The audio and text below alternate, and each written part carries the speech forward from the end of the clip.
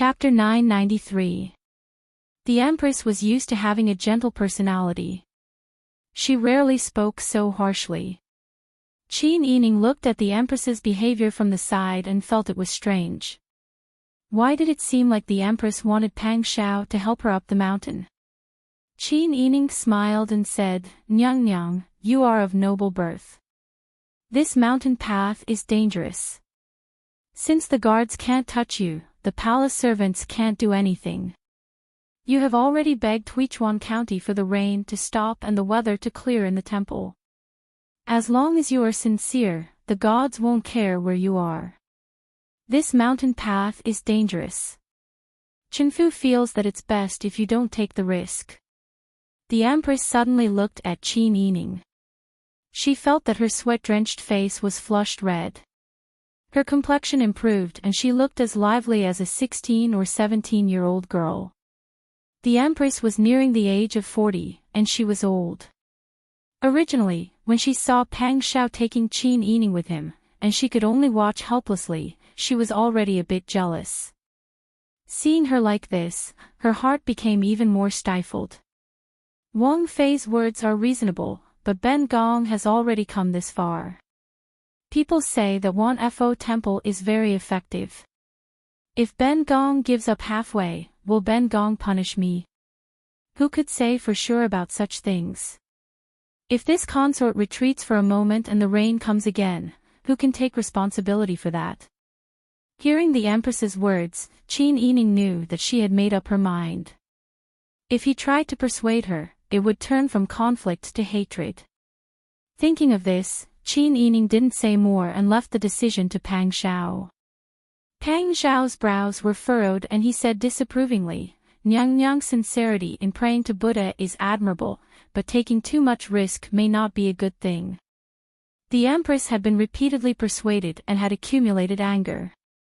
She could only suppress it in front of Pang Xiao. Her uncle, Ben Gong, has made up my mind.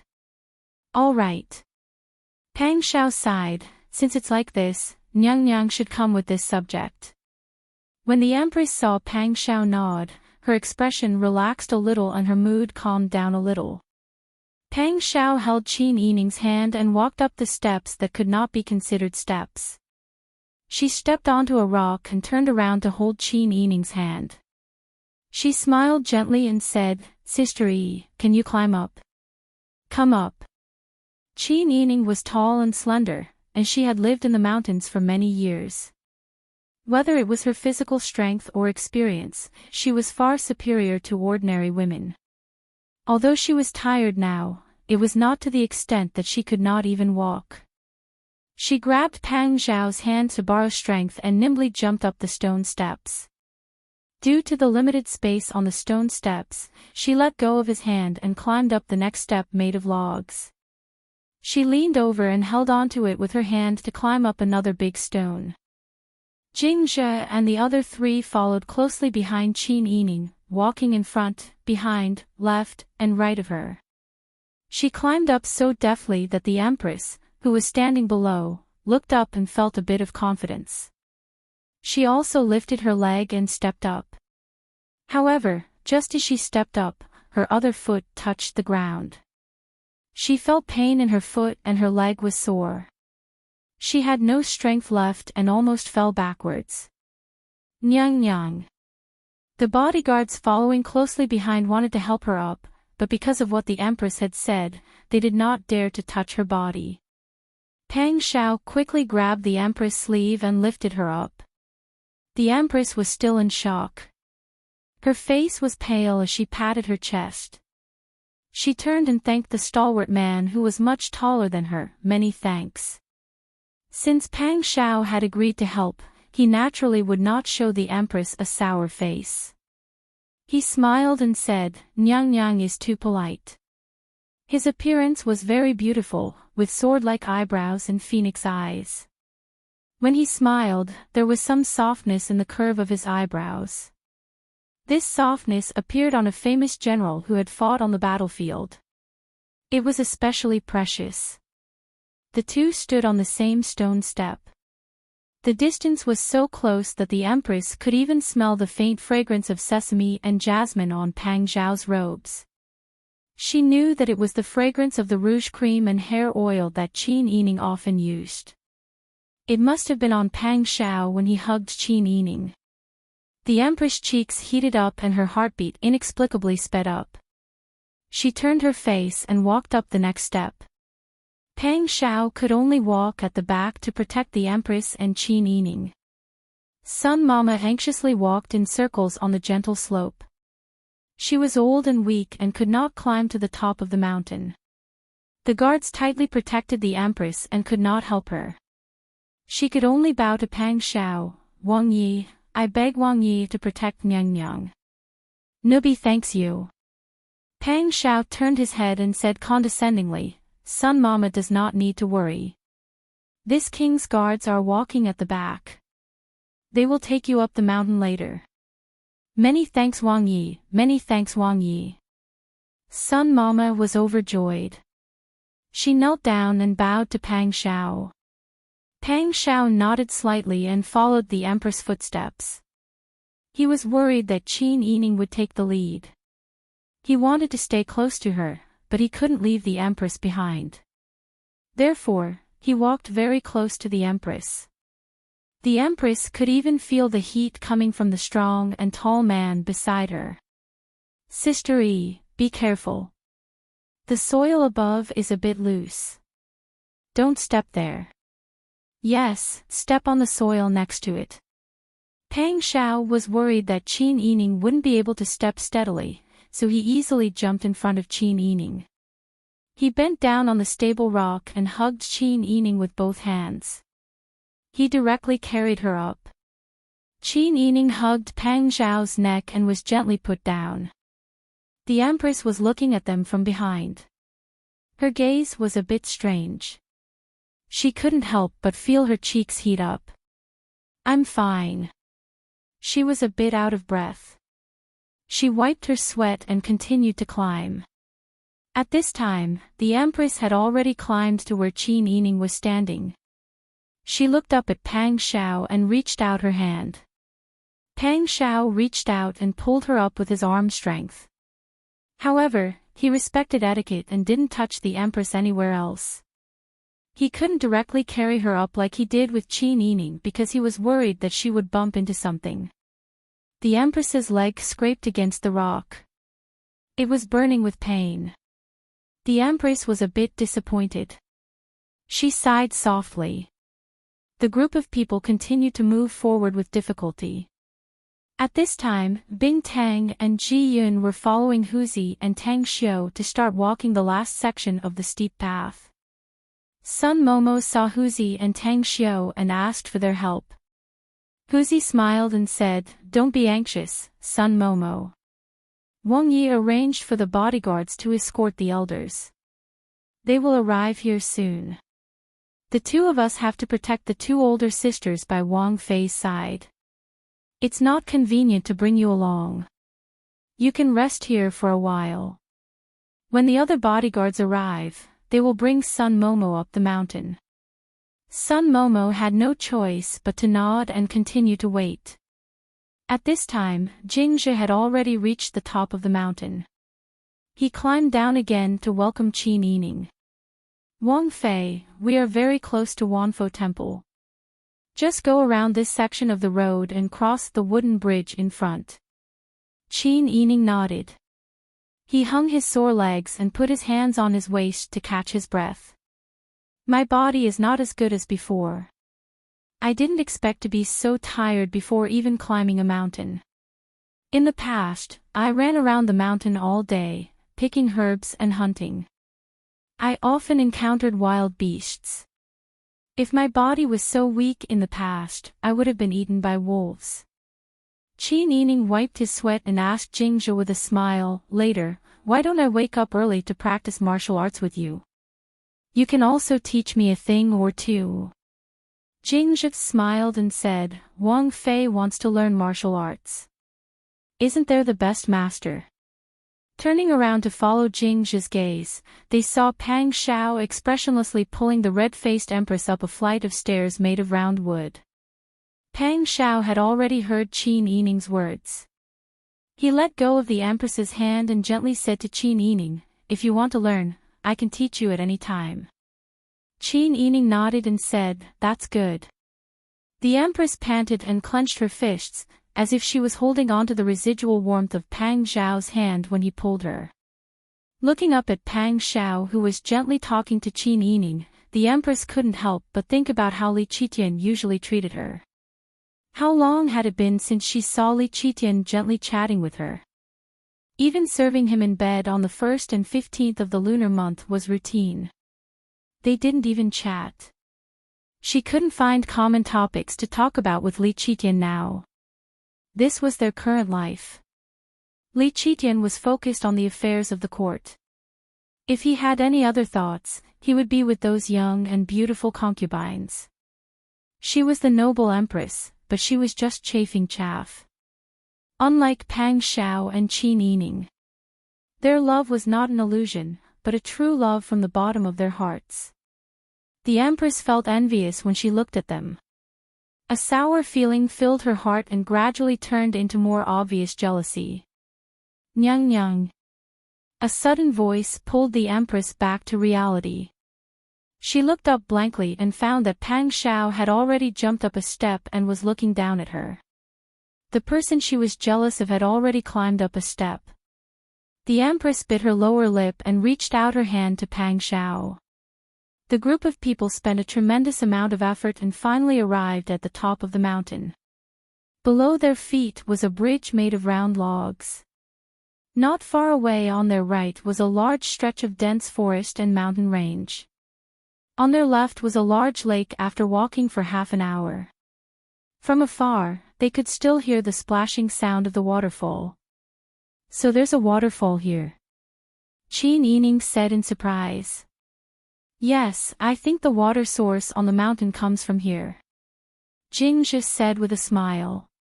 Qin Yining opened her arms and took a deep breath.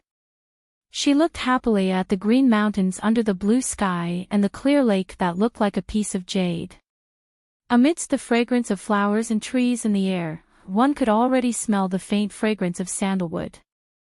The myriad Buddha temple stood in the middle of this beautiful scenery. A 2-story tall Bodhisattva statue stood in the courtyard of the myriad Buddha temple, next to the tall tower, mercifully looking at the vast mountains and rivers. This trip was really worth it. Yes. Pang Xiao had already walked to Qin Yining's side and wiped her sweat with his sleeve. "Are you tired? How about I carry you over?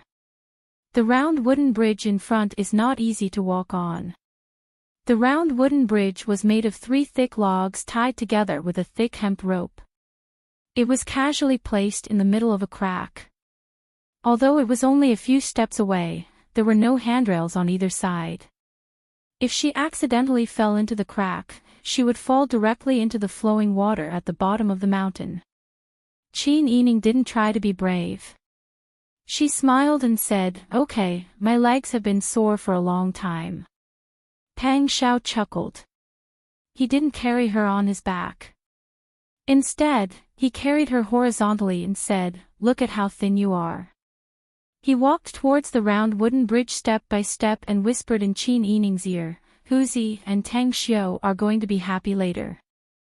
Qin Yining couldn't help but laugh when she thought of Huzi's words when he was teasing Bing Tang at the bottom of the mountain.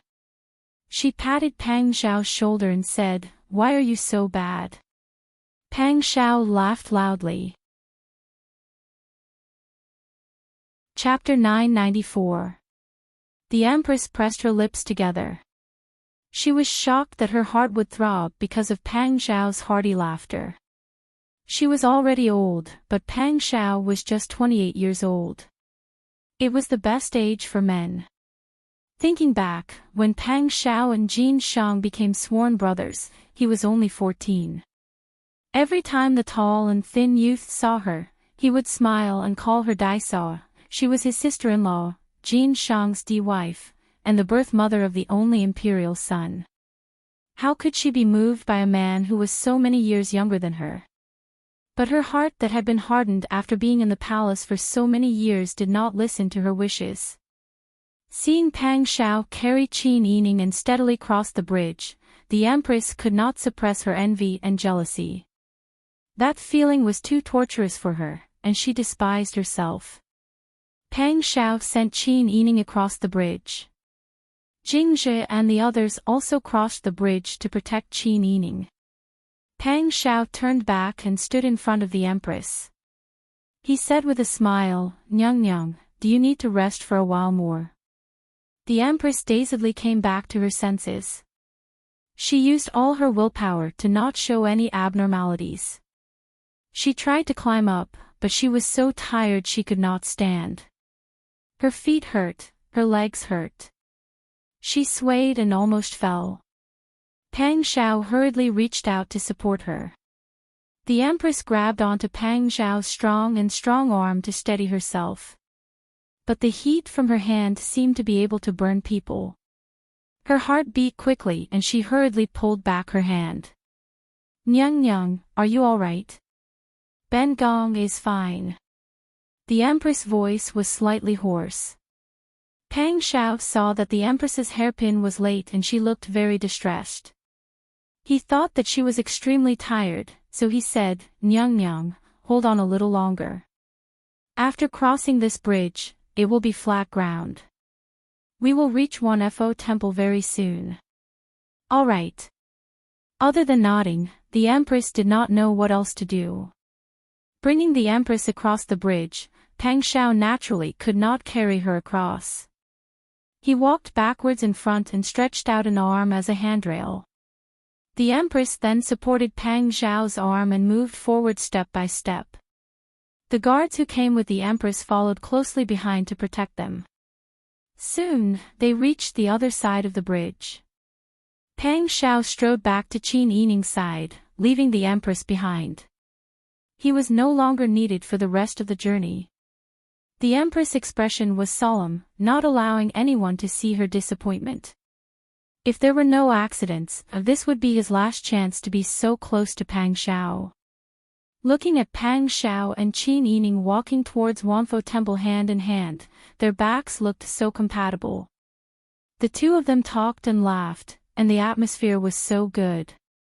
Pang Xiao often looked at Qin Yining with gentle eyes. They were truly an enviable couple. But she shamefully had thoughts about Pang Xiao that she should not have.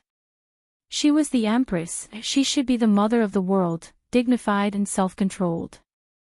If she could not be a woman and be peaceful and lonely, what face did she have to be a role model for all the women in the world?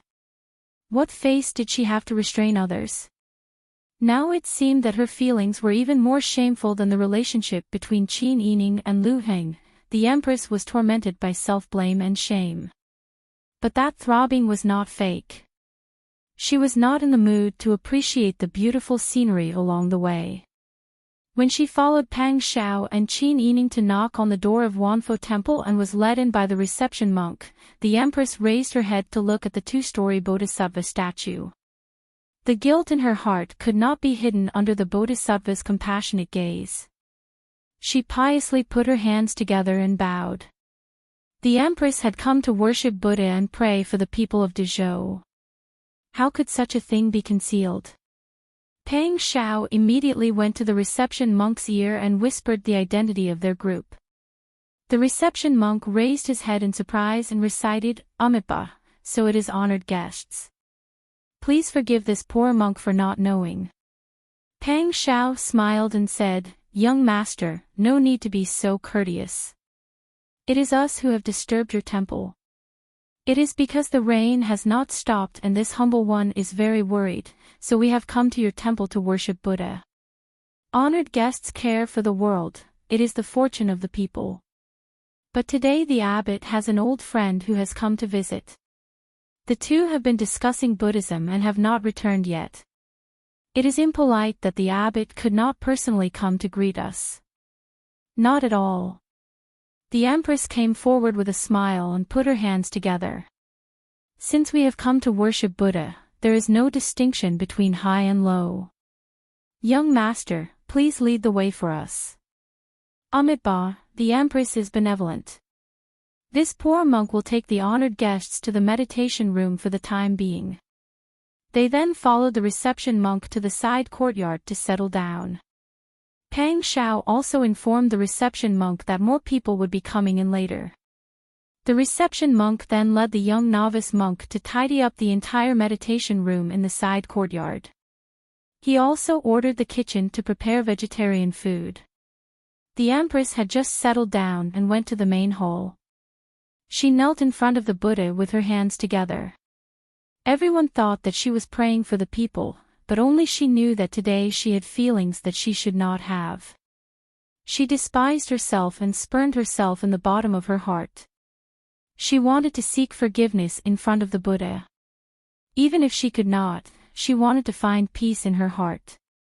Qin Yining and Pang Shao also changed their clothes in the meditation room. Pang Shao smiled and said, "How is it?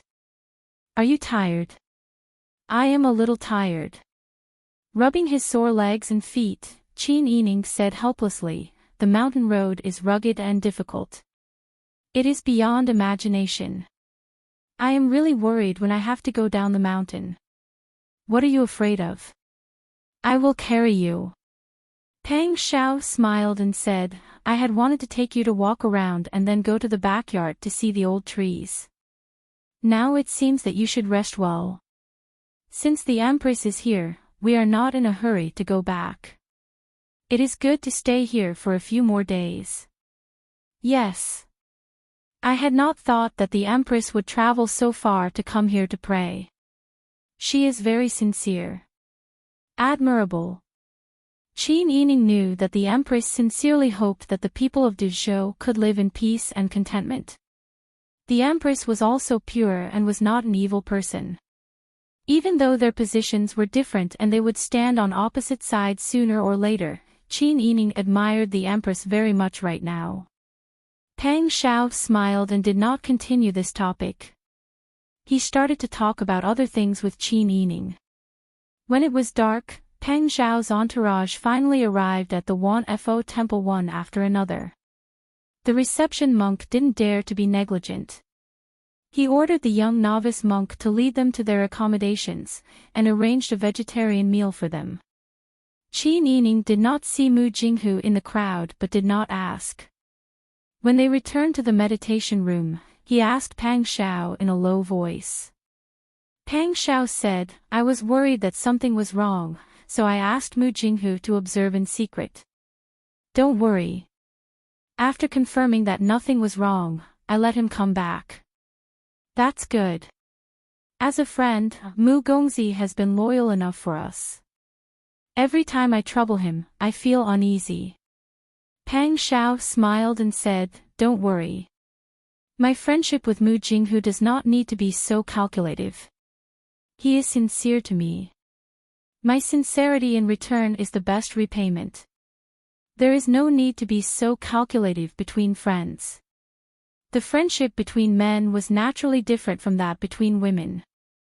Qin Yining knew that Pang Shao had a sense of propriety and did not nag anymore. After working hard for an entire day, the two went to bed early. Chapter 995. Before dawn, Qin Yining woke up to the sound of the morning bell.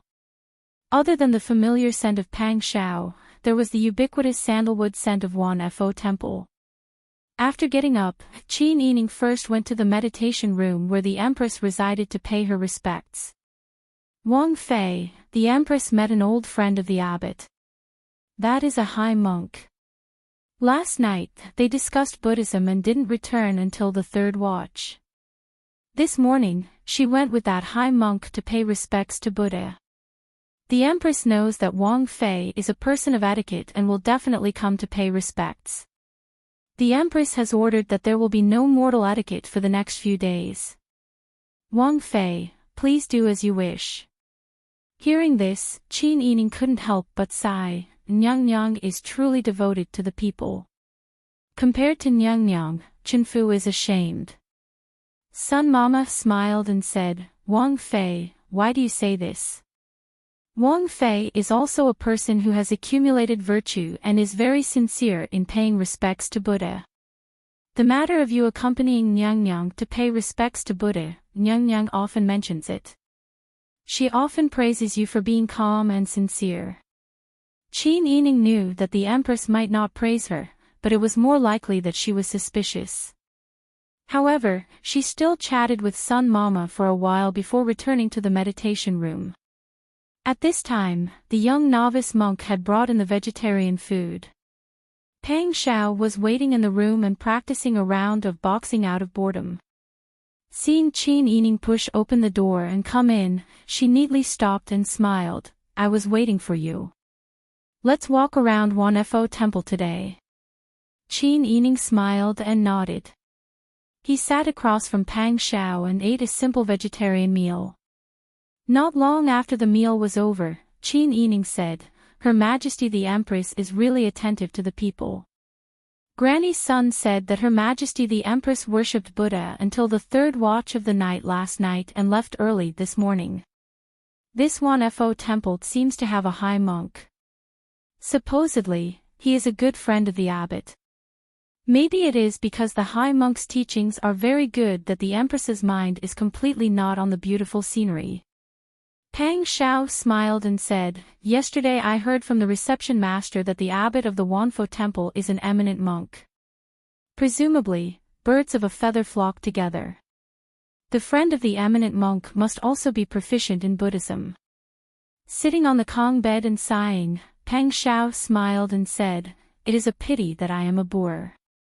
I don't know much about Buddhism. Qin Yining smiled. How are you a boor? Besides, even though you don't come up with a set of dharma, you still act according to the heart of doing good and never hurt innocent people. But in the end, my hands are stained with blood. Pang Xiao lowered his eyes and looked at his slender hands. His palms were full of calluses, and his fingers were slightly deformed. It was obvious that he was a person who held a weapon all year round. Pang Xiao's lowered head made Qin Yining think of a helpless child. She couldn't help but say softly, Everyone is born with a different mission. Also, the Buddha said, If I don't go to hell, who will?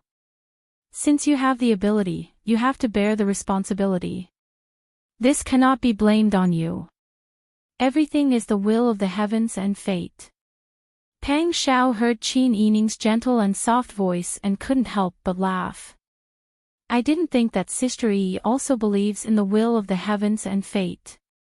Sometimes, when you have done your best, you will understand the will of the heavens.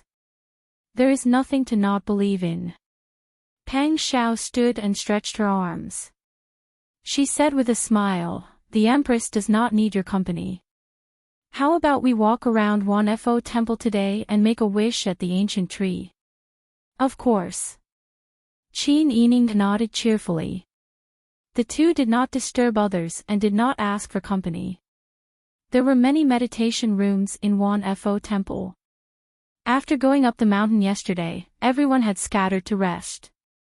The terrain here was dangerous and the temple was quiet.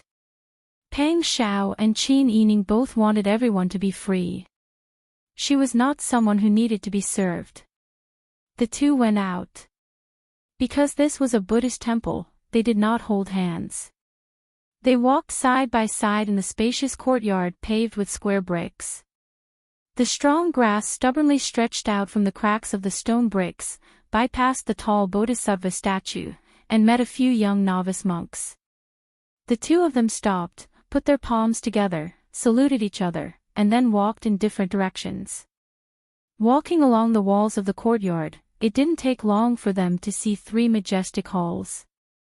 They passed through the courtyard where the halls were, walked a few hundred steps through the moon door and came to the back courtyard. The 7-storied pagoda stood silently behind the Bodhi tree and looked down at the vast land from the peak of Juhuang Mountain. The loud sound of water came from behind the pagoda. Qin Yining and Pang Xiao walked one after another in the direction of the sound of water. Soon, they came to a spacious flat area. There were flowers and trees here. An ancient tree that was thick enough for 4 people to wrap their arms around it was split in 2 and fell to the ground. The wood was charred, but there were new shoots growing in the middle of the originally charred trunk.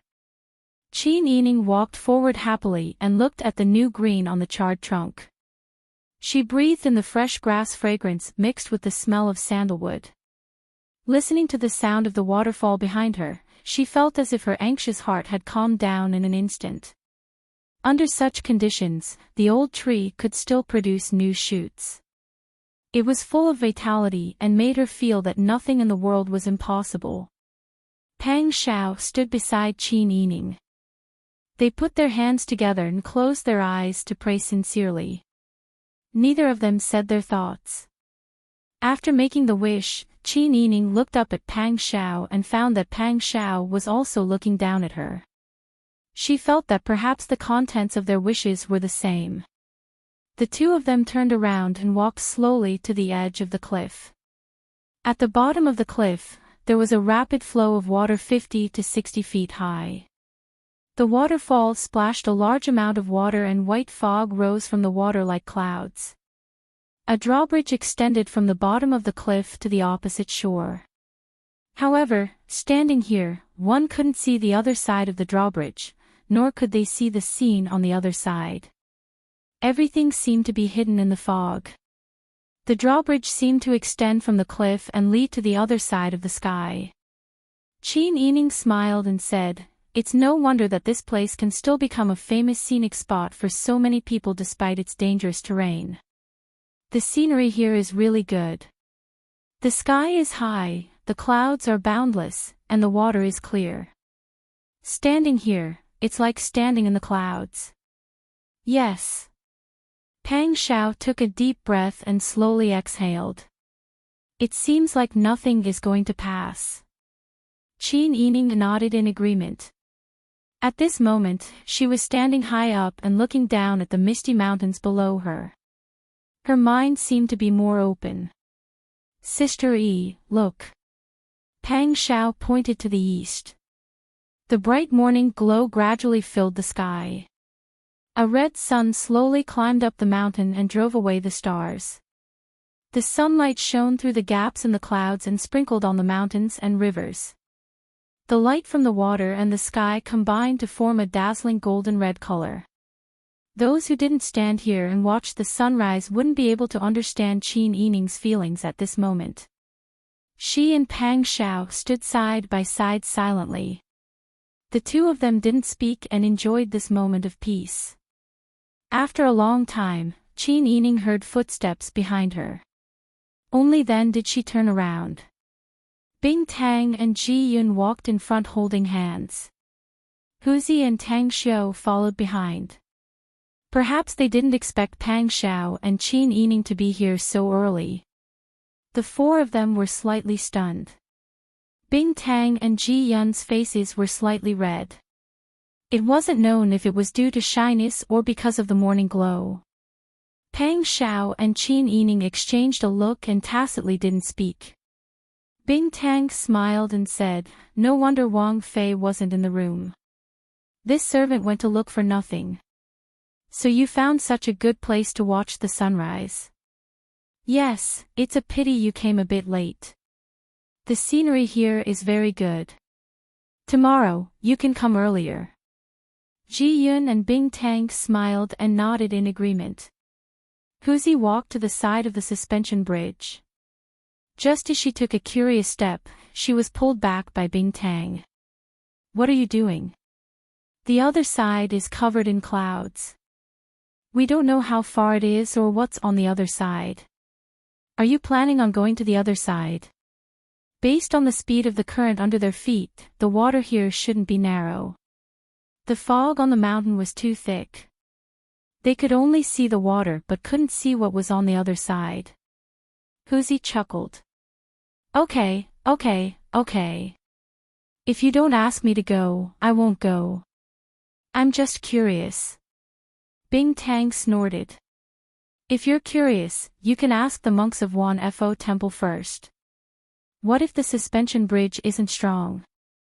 "I know. I won't do it in the future." Huzi obediently agreed. At the side, Pang Xiao snickered as she watched. Huzi's face immediately turned red.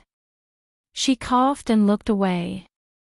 Pang Xiao felt that when she saw Huzi like this, she saw herself trying to get close to Qin Yining. Although it had been 6 years since they met again and Qin Yining was already in his 20s, the memory of that time was exceptionally clear in her mind. The group of people chatted and laughed as they walked back to the backyard of Wanfo Temple. As soon as they stepped through the door, they saw Jingzhu, Liao Zhibing, and Mu Jinghu walking towards them with serious expressions. Qin Yining's expression instantly tensed up. What happened? Jingzhu said, Princess Consort, Master Zhong asked the brothers of the Qin Tian Alliance to deliver a letter. Liao Zhibing cupped his hands and said, Alliance Master, Master Zhong sent a letter to you. Qin Yining took the letter and opened it. He casually asked, Do you know what happened in the south?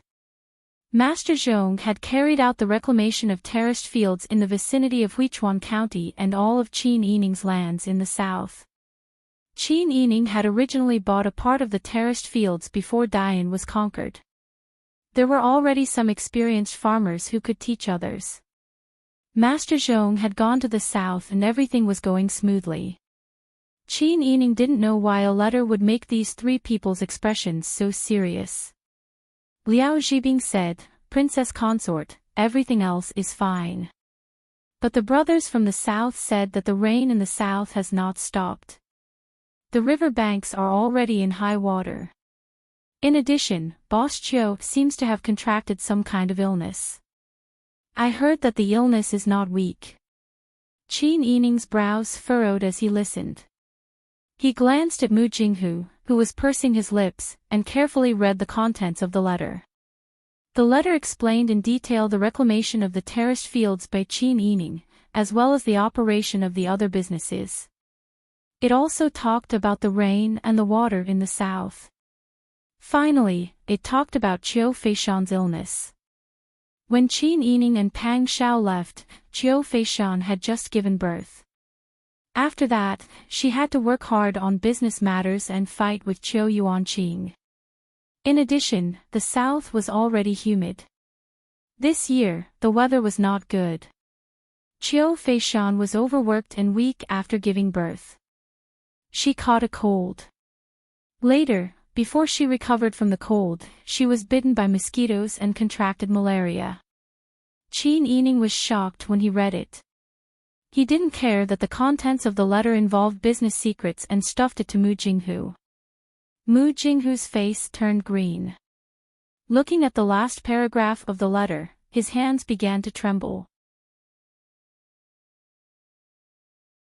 Chapter 996. Mu Jinghu nodded and resisted the urge to rush down the mountain. Qin Yining pulled Bing Tang to the side and asked in a low voice, Is there any problem with malaria? Bing Tang said with a serious expression, It's a serious symptom. It's possible that it won't go well, but don't worry, Princess Consort. If it's a knowledgeable doctor, it won't hurt to be more careful. Hearing Bing Tang's words, Qin Yining asked anxiously, Are you confident? Bing Tang looked down and thought for a while, I can't be sure without seeing Boss Chiu. But if you ask me to treat malaria, although I'm not 100% confident, I'm at least 80% confident. Qin Yining nodded and said, Bing Tang, are you willing to go to the south with Mr. Mu? I know that the south is still flooded and it's very dangerous. If you're not willing. I'm willing. Bing Tang said seriously, Don't worry, Princess Consort. Boss Chiu is Mr. Mu's wife and Mr. Mu is Wang Ye's close friend. They're all on our side. Moreover, I can't leave them in the lurch. Qin Yining sighed in relief and said gratefully, No matter what the result is, I have to thank you on behalf of Boss Chiu. What are you saying, Princess Consort? Bing Tang blushed in embarrassment. Pang Xiao and Mu Jinghu heard the two of them talking in a low voice. Seeing Bing Tang nod, Mu Jinghu quickly strode over, I know some basic medical skills too. I can be your assistant. As for safety, Miss Bing Tang, you don't have to worry. Bing Tang laughed heartily, of course. With Mr. Mu around, there's no need to worry about safety. Pang Xiao saw the reluctance on Huzi's face from the corner of her eye. She thought for a while and said, Huzi, go with Mr. Mu. It'll be easier for us to contact each other if anything happens. Huzi was stunned. He hesitated and said, Wang Yi. Pang Xiao knew that he was worried about the lack of manpower around him. Although they seemed to be safe at the moment, no one could say for sure what kind of accident would happen during the construction of the Imperial Mausoleum. Pang Xiao comforted her, don't worry, just go with young Master Mu. Let me know if anything happens. Huzi knew that Pang Xiao was being considerate of him, so he bowed to Pang Xiao gratefully. Yes, thank you, Wang Yi. After the plan was set, Qin Yining and Ji Yun went to help Bing Tang pack their luggage. Bing Tang stuffed a lot of bottles and jars, big and small paper bags, and prescriptions into Yun's hands. She told her what to treat, what to eat for cold, what to use for headaches, and even left 2 big bottles of itching medicine. Ji Yun was carefully noted down. Don't worry, I will keep these well. I will use them when I need them. Only then did Bing Tang nod. Mu Jinghu and Huzi had already packed everything. When Bing Tang went out with a bag, the 3 of them immediately went down the mountain. Qin Yining looked at the group of people's backs with a solemn expression and said worriedly, I hope Boss Chiu can be safe. Young Master Mu threw his family's business to Boss Chiu for our sake. Brother Yen is still so young, he didn't take care of him. It's hard to find a friend like young Master Mu in this world. If young Master Mu neglects Boss Chiu because he wants to help us, and if anything happens to Boss Chiu, I will feel uneasy for the rest of my life. Pang Xiao also nodded. His mood was even heavier than Qin Yining's. As a man, he could understand this kind of anxiety.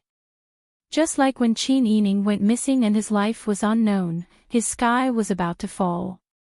Mu Jinghu's feelings for Chiu Feishan were no less than his feelings for Qin Yining. The 2 of them returned to the meditation room in silence. They originally came here to sightsee, but after the incident with Chiu Feishan, no matter how carefree they would lose their interest in the scenery. Qin Yining and Pang Xiao had the intention to return. However, they met the Empress, and the Empress only had Sun Momo and a guard by her side now. Pang Xiao couldn't just leave them alone at this time. I think the Empress's people will be here soon. The guards and palace servants are also afraid that if something happens to the Empress, they won't be able to report back. But even if the Empress's people are here, we can't leave easily. The 2 of them looked at each other helplessly. Qin Yining said, since we are here, let's take things as they come. Since we can't go back, let's stay here temporarily. Although the Empress has to worship Buddha, the Empress Dowager's birthday is coming soon. We have to leave some time for the journey. At most, we can stay here for 10 days. Moreover, we have to give Zhong Yibo some time. Pang Xiao pinched Qin Yining's face, I know. I'm happy to stay here with you. If we can live in seclusion in a place like this for the rest of our lives, we won't have to worry about the troubles of the outside world. That would be the greatest fortune. Although they couldn't completely ignore the outside world, it was also a good thing to be able to relax for a short time. After calming down, Qin Yining and Pang Xiao went to visit all the beautiful places on the mountain. The Empress was busy worshipping Buddha with that enlightened monk all day. Qin Yining didn't see her when he went to pay his respects every day. Sun Momo was also helpless. Nyang Nyang is talking about Buddha with that monk in the Guanyin Hall and sincerely praying for blessings. She only sleeps for 6 hours a day and spends the rest of her time in the Guanyin Hall. Qin Yining said worriedly, Nyang Nyang prays for the people of the world like this. It's really moving. But Nyang Nyang has the phoenix constitution and should be careful. Wang Fei is right. This servant has tried to persuade Nyang Nyang, but Nyang Nyang won't listen to this servant. Now, even Nyang Nyang only eats 1 meal a day. Sometimes, she even sleeps in the Guanyin Hall. Sun Momo shook her head. It seems that the monk is really an expert. His teachings are really good. Otherwise, Nyang Nyang wouldn't be so engrossed. It wasn't a bad thing that Nyang Nyang Empress was so engrossed in Buddha. Qin Yining went to the meditation room every day as usual. He would miss her every time, but he still had to be polite. 2 days passed like this. Qin Yining woke up in the morning and ate his vegetarian meal. Just as he was about to go pay his respects to the Empress, he suddenly heard a rush of footsteps outside. Then the door to the meditation room was pushed open. Not good. Not good. Sun Momo pulled a young novice monk in a panic, her eyes full of terror. Qin Yining's brows slightly furrowed. What's wrong with Sun Momo? You're so panicked. Pang Xiao also stood up and came over to ask. Sun Momo fell to the ground with a thump. She covered her mouth in terror, afraid that she would cry too loudly. She forced herself to keep her voice down and raised her head. With tears streaming down her face, she said in a low voice, "The Empress is missing." Qin Yining and Pang Xiao heard this and couldn't help but gasp. How could the Empress be missing? Pang Xiao's brows were tightly furrowed. His phoenix eyes narrowed, his gaze cold. Sun Momo's entire body trembled. She pointed at the young novice monk who was standing to the side in a daze with a forehead full of cold sweat. He said it. The Empress has been spending the night in Guanyin Hall these past few days. Wang Fei also knows. The daily vegetarian meal is delivered by this young novice monk and the tableware is returned the next day. But when this young novice monk went to Guanyin Hall today, he didn't see Nyang Nyang Empress inside. It was empty. Pang Xiao's face darkened. He looked coldly at the young novice monk. What happened? The young novice monk trembled, his entire body trembling in fear. Amitabha, this little monk also doesn't know. When this little monk goes to deliver the vegetarian meal, I always open the door, put down the food box, inform Nyang Nyang Empress, and then leave. Nyang Nyang Empress is gentle and always answers this little monk. But when I went to deliver the vegetarian meal this morning, no one answered. This little monk was worried and searched inside the hall, but found that Nyang Nyang Empress wasn't there. Pang Xiao lowered his eyes to look at Sun Momo and then at the young novice monk. You two, don't make this matter public for now. Perhaps Nyang Nyang Empress is tired and is walking around. It's unknown if she didn't tell you. Now, go and search around. Be careful, don't alert anyone, and don't tell anyone that the Empress is missing. Otherwise, how many heads do you have to chop off? Pang Xiao's words reminded Sun Momo and the young novice monk. The two suddenly realized their mistake and nodded repeatedly at this time. Pang Xiao and Qin Yining led them out of the meditation room. They called for Ji Yun, Jingjie, and Tang Xiu to first quietly go to Guanyin Hall to investigate. Qin Yining pursed his lips. Originally, he thought that the terrain on the mountain was dangerous and no outsiders would come up. He thought that the Empress would be worshipping Buddha all day, so there wouldn't be any trouble. Therefore, he didn't arrange for people to follow and guard. After all, the Empress was the mother of the country. If they, as officials, meddled too much, the Empress would be disgusted. But it was because of this reassurance that there was trouble today. He could only hope that the Empress really went out for a stroll. If there was an accident, wouldn't everyone be buried with the Empress? Wang Yi. Tang Xiu found a note under a praying mat in the corner. Pang Xiao strode over and picked up the note. There was only one short sentence on it. if you want to find the Empress, please ask Prince Zhongshui to come to Karma Peak alone. Qin Yining stood beside Pang Xiao and also clearly saw the contents of the note. He was so shocked that his palms were sweating. The other party was actually targeting Pang Xiao. The Empress was the crown prince. In order to deal with Pang Xiao, the other party dared to kidnap the current crown prince. Qin Yining immediately thought of that senior monk. Wang Yi quickly asked the abbot. Pang Xiao clearly also thought of this. He immediately ordered the little novice monk behind him, go secretly and ask the abbot to come here. Remember, do not speak of this matter. Otherwise, no one will be able to live. The little novice monk's face was pale with fright. He quickly nodded and turned to go find the abbot in a panic. Pang Xiao read the note again and said in a deep voice, Karma Peak is on the other side of the suspension bridge. It is said that it is the forbidden area of the temple. The fog has been heavy these past few days. Because it is a forbidden area and only half of the suspension bridge is exposed, I did not go to investigate. I didn't think that the Empress would be taken there. Qin Yining had already thought of many possibilities. She asked Sun Mama, when was the last time you saw Nyang Nyang? Sun Mama said in a panic, Wang Fei, you suspect that Nyang Nyang disappeared a long time ago. Qin Yining did not respond and only silently looked at Sun Mama. Sun Mama immediately recalled and said with certainty, it was the morning of the day before yesterday. Chapter 997. No, your guess is very likely. Pang Xiao rubbed his eyebrows regretfully and said tiredly, it's my negligence. I just thought that there were no outsiders on the mountain, and I never suspected the monks of the Wanfo temple. I didn't expect that something would happen to the Empress in such an environment. This is not your fault. I also didn't think that something would happen on such a dangerous mountain. Qin Yining looked around and carefully searched for clues in the hall. Soon, footsteps came from outside the hall. Pang Xiao looked at the door with a sharp gaze.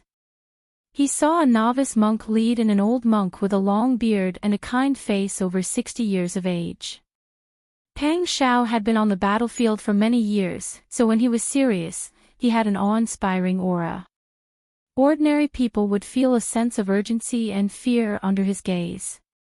The old monk was an outsider, but he felt the same. Especially when someone as noble as the Empress was missing. This humble monk, Xian Yun, greets Wang Yi. Xian Yun put his palms together and bowed slightly. Pang Xiao returned the bow and said in a low voice, Abbot Xian Yun should already know the specifics of the situation. This humble monk already knows. This matter is of great importance.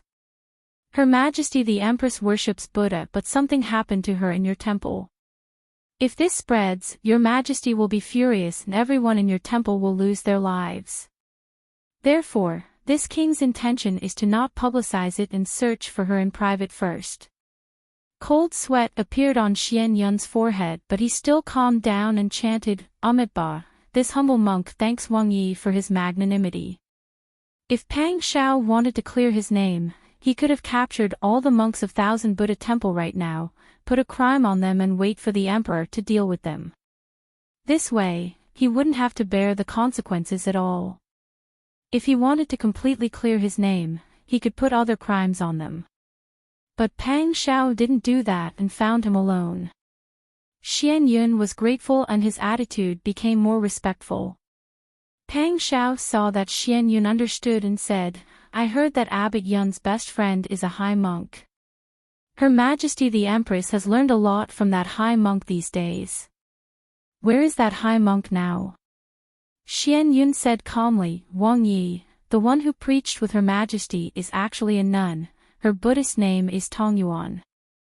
This humble monk met her more than 10 years ago and hasn't seen her for many years. She wandered here and has been a guest in the temple. She is proficient in Buddhism and has a reliable character, indeed, she is a high monk. But the day before yesterday, she said goodbye to this humble monk and went down the mountain. No one would have thought that the senior monk was actually a nun. Everyone in the hall fell silent. However, Peng Xiao and Qin Yining caught the last sentence. Qin Yining asked, Abbot Yun, do you mean that Abbess Tongyuan has already left the mountain the day before yesterday afternoon? Yes. Abbot Xian Yun nodded. Qin Yining looked at Peng Xiao and said faintly, it seems that I guessed correctly. Peng Xiao nodded, even though there is no evidence, but it's not far from the truth. Abbot Xian Yun, please secretly investigate if any of the monks in the temple have disappeared or if anyone is acting strangely. We can't be sure exactly when Her Majesty the Empress disappeared. Sun Momo said that yesterday, the Empress stayed in Guanyin Hall and did not return to her meditation room. The young novice monk only found that she was missing when he went to deliver the vegetarian meal this morning. So it is very likely that the Empress disappeared the day before yesterday. If the monks in your temple are not acting strangely, then it is enough to prove that the nun who left the day before yesterday was the one who kidnapped the Empress. That is why she ran away in such a hurry. Peng Xiao showed the note he found under the praying mat to Abbot Xian Yun. Even though Karma Peak is your temple's forbidden area, but for the Empress, we can't avoid offending it. Reading the contents of the note, Abbot Xian Yun's expression became uglier. He understood Peng Xiao's meaning. If the other monks in the temple were not acting strangely, then it meant that Nun Tongyuan had really deceived him and used his relationship to wait here and harm the Empress. To think that a monk would be so vicious. If not for the benevolent and magnanimous Prince Zhongshuan, all the monks in the temple would have been buried with Nun Tongyuan's actions. Wang Yi, please do as you wish. Actually, that forbidden area is not really a forbidden area, it is just a place for seclusion to worship Buddha. The mountain opposite is even steeper, there are cliffs everywhere at the foot of the mountain, only the top of the mountain has vegetation, and there is also a natural cave and water source. When our temple was first built, we built a suspension bridge so that it would be convenient for us to go to the other side to meditate and cultivate Buddhism when we are in seclusion. But the fog is really thick these days, we can't see the situation on the other side clearly. I see. Peng Xiao said, more than half of the suspension bridge has been submerged in the fog, this king indeed did not notice the situation on the other side. Moreover, when he heard that the other side is a forbidden area of your temple, he did not have any curiosity. Qin Yining's brows were tightly furrowed. He asked Abbot Xian Yun at the right time, Abbot, is there really no other way to go up the Karma Peak on the other side, and we can only go through the suspension bridge? Qin Yining was worried that there would be an ambush on the other side. Abbot Xian Yun said, Amitabha, monks do not lie. There is indeed no way to go up or down the Karma Peak, because the terrain is too steep. The only way is that suspension bridge. Qin Yining nodded, thank you for telling me, Abbot. If we can find the Empress, we will also have the credit of Abbot and Wanfo Temple. Abbot Xian Yun shook his head, we don't ask for credit, we just ask for no mistakes. Peng Xiao told Abbot Xian Yun in a low voice that on one hand, he had to check on the monks, on the other hand, he had to secretly arrange for people to search around, to see if the Empress could have been hidden. At the same time, Peng Xiao also asked Tang Xiu to lead people to search along the way down the mountain, in case the Empress was taken away. He wanted to see if they could find any clues. In less than 2 hours, Abbot Xian Yun and Tang Xiu both brought back news. None of the monks were lost, and they did not find anything suspicious on the way down. So the Empress was really taken to the Karma Peak on the other side by that Abbot Tongyuan. This is really outrageous, that Abbot Tongyuan is a monk after all, how could she do such a thing? Qin Yining's face was full of anger, she clearly did not care about the safety of everyone in Wanfo Temple. It is my humble monk who did not know her well. Abbot Xian Yun closed his eyes, put his palms together and sighed. Peng Zhao's expression was dark. He was slightly worried about the situation on the other side of the mountain. Even though he had immediately arranged for Jinghu Wei to guard the way up and down the mountain, but he had learned his lesson. There were so many monks in Wanfo Temple, he did not know if one or two of them had evil intentions. Previously, he had trusted these monks too much, which was why he had lost the Empress. If he were to go to Karma Peak now, he didn't know if there would be any danger here, and he didn't know if his sister Yi would be hurt. Qin Yining saw Pang Xiao's silence and guessed his inner conflict. He moved closer to Pang Xiao and said in a low voice, "Zhishi, the situation is urgent now, you should order people to go take a look. If something happens to the Empress, not just the monks of Wanfo Temple, even we will not be able to survive." But the other side requested for me to go alone. If I send people, I'm afraid the Empress will be in danger. Pang Xiao said in a low voice. I am not afraid of danger, I am worried about you. If I leave, if something happens to you here. He was truly frightened by Qin Yining's repeated incidents. With such a situation suddenly occurring, the first thing he thought of was who was luring the tiger away from the mountain and trying to harm his wife. Qin Yining understood. Knowing that Pang Xiao was thinking of her, his heart felt warm. You are worried about me staying here, how can I not be worried about you? That suspension bridge looks very dangerous, there is rushing water below, and it is so close to the waterfall. If you fall, you will be swept down the waterfall in time. I am also worried about you going to the Karma Peak alone. The two looked at each other in silence. Pang Xiao shook his head. I still have to go. Something had happened to the mother of the country. If he could not choose between saving the Empress and protecting his wife, he would definitely be impeached. He might even be accused of being the main culprit behind the Empress's kidnapping. How could Qin Yining not understand this principle? Alright, I will go with you. No. Pang Xiao rejected. If something really happens, it will be inconvenient to bring you along. You just have to wait for me here. If only Prince Mu was here. If he went with you, there would be an additional layer of protection. The other side of the suspension bridge is filled with fog right now, and we can't see anything clearly. These past few days, we haven't even seen the outline of the Karma Peak on the other side. I am really worried that someone has already done something. Pang Xiao also sighed. All of this is too much of a coincidence. He leaned close to Qin Yining's ear and said in a low voice, I suspect that this was premeditated long ago. Including the Empress coming here, including us coming here, including Blockhead leaving midway, and including the fog on the Karma Peak, all of it was included.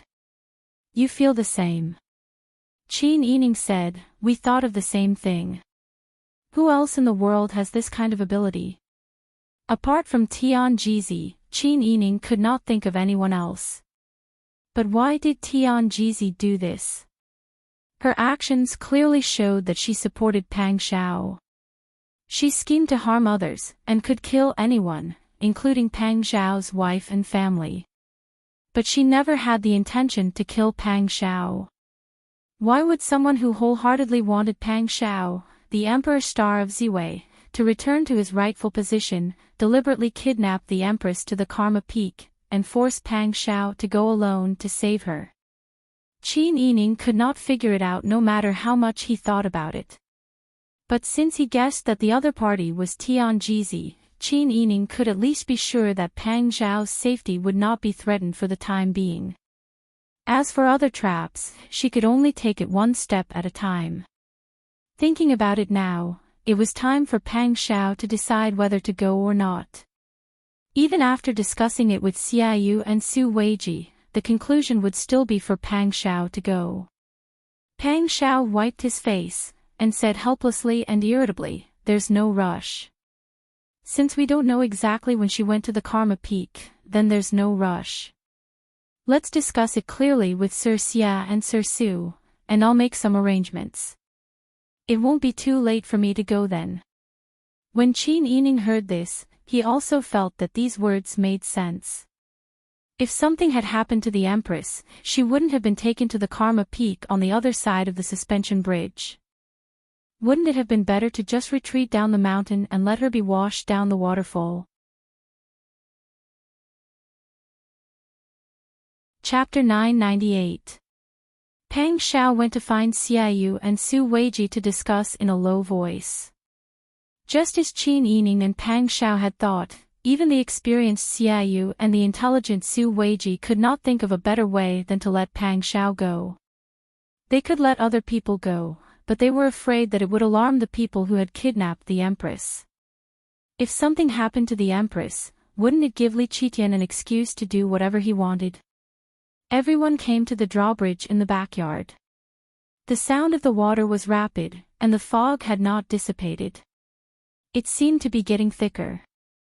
Standing by the drawbridge, the rapid water under their feet seemed to be the most powerful obstacle.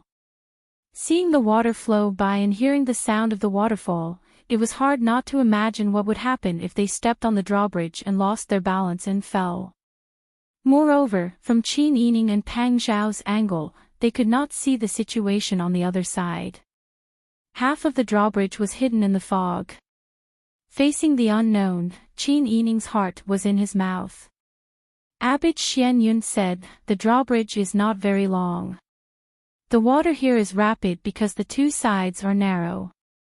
If you walk on the drawbridge, you can reach the other side in about 20 steps. Therefore, the Empress couldn't cross a bridge that wasn't that wide." Or was the Empress trapped, or was she already? Pang Xiao pulled Qin Yining's hand with a serious expression and gently squeezed her fingers. "Don't worry, I will be back soon." Qin Yining bit his lower lip and leaned close to Pang Xiao's ear to whisper, "There are no outsiders here now. Even if there are people guarding the Empress, they can't see how many people we have through the fog. The sound of the water and the waterfall is so loud that they can't hear what we are saying. Why don't you take a few more people with you so that we can look after each other? There is no need to take as many people as the other side asks you to." Pang Xiao smiled and also lowered his voice, "We can't be sure if there are other people around. I'm afraid that if we don't follow the request on the note, they will hurt the Empress in a way we can't think of. If something happens to the Empress, the consequences will be unimaginable." Seeing Qin Yining frowning, Pang Xiao comforted him, "Don't worry, I'm confident. Besides, I'm used to fighting on the battlefield.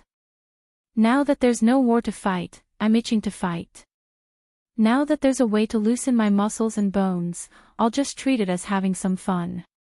As he spoke, he patted Qin Yining's shoulder and strode onto the suspension bridge. Qin Yining furrowed her brows and chased after her for a few steps. A gust of wind blew over, causing the corners of her crescent-white dress to flutter.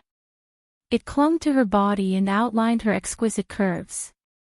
Her long hair that was tied up high also fluttered in the wind, and the corners of her robe fluttered. Every step she took was very firm. However, as soon as someone stepped on the suspension bridge, the wooden boards above made creaking sounds as if they couldn't bear the weight. Then, the bridge swayed due to the sudden gust of wind, as if it would overturn and throw people off at any time. However, Pang Xiao's footsteps didn't hesitate at all. He still walked very steadily. He was tall and had long legs. Soon, he walked into the fog, and his figure gradually disappeared. The suspension bridge near Qin Yining had gradually stopped swaying. Qin Yining raised his voice in worry, "Jishi, what's the situation on the other side?" Because he knew that the other side was only 20 to 30 steps away, Qin Yining raised his voice as much as possible. Unexpectedly, just as Qin Yining and the others were waiting for Pang Xiao's answer, the rope on the suspension bridge suddenly made a crack sound. The thick rope seemed to have been maliciously pinched by a giant and wantonly snapped on both sides. It was pulled taut bit by bit, and then the small strands of rope were pulled apart bit by bit. In the end, there was only a thread left. Qin Yining was so scared that his soul almost left his body. He screamed, Jishi, the rope is broken, run quickly. Just as he finished speaking, the last thread of rope on both sides of the suspension bridge broke. The entire suspension bridge lost its support. Near Qin Yining's feet, the suspension bridge fell powerlessly. Some wooden boards fell into the water and were washed away in the blink of an eye. The dangling rope quickly disappeared into the fog. Only the sound of the suspension bridge hitting the mountain wall could be heard. Shi. Are you all right? Can you hear me? Once the suspension bridge was destroyed, there was a cliff under their feet. Qin Yining wanted to get closer, but Ji Yun grabbed his arm. Wang Fei, calm down. Wang Yi will be fine. Qin Yining's eyes were about to pop out of their sockets. He threw himself at the edge of the cliff, completely ignoring the people behind him, Jishi. Qin Yining's voice echoed in the mountain, but the sound of the water easily drowned out her voice. Qin Yining's face was pale, and his entire body was trembling. She watched as Pang Xiao stepped onto the suspension bridge. After walking for a while, the suspension bridge began to collapse in front of her eyes. She was completely helpless. This feeling was simply as if someone had dug out her heart. That kind of helplessness and despair was simply heart-wrenching. Tears surged out, and her heart was beating like a drum. If not for Ji Yun holding Qin Yining tightly, she was afraid that she would have directly fallen off the cliff. Wang Fei, calm down, listen. Ji Yun said anxiously. How could Qin Yining hear that? She could only hear her own heartbeat. Even Ji Yun's voice seemed to be very far away from her. Wang Fei, it's Wang Ye's voice. It's true, quickly listen carefully. Jingzhe also grabbed Qin Yining's arm from the other side. I'm not lying to you, quickly listen to it. Qin Yining was forcefully pulled back to reality. Gradually, she could hear the voices of the people around her. Then, in the fierce sound of the water, she seemed to vaguely hear Pang Xiao's voice. However, the sound of the water was too loud, and Qin Yining could not hear what Pang Xiao was saying. Is it really Wang Ye's voice? Qin Yining was afraid that she was hallucinating. Su Weiji said, Wang Fei, this old man also heard it. That is indeed Wang Ye's voice. Wang Fei, calm down. Xia Yu came forward to persuade her. Wang Ye's voice seems to be fine. With Wang Ye's skills, if the suspension bridge is really as long as Abbot Xianyun said, then Wang Yi should have been able to jump to the other side of the bridge. It's just that the sound of the water is too fast, so it drowned out Wang Ye's voice. However, we can now conclude that Wang Yi is safe. Qin Yining gradually calmed down, and her mind gradually cleared up.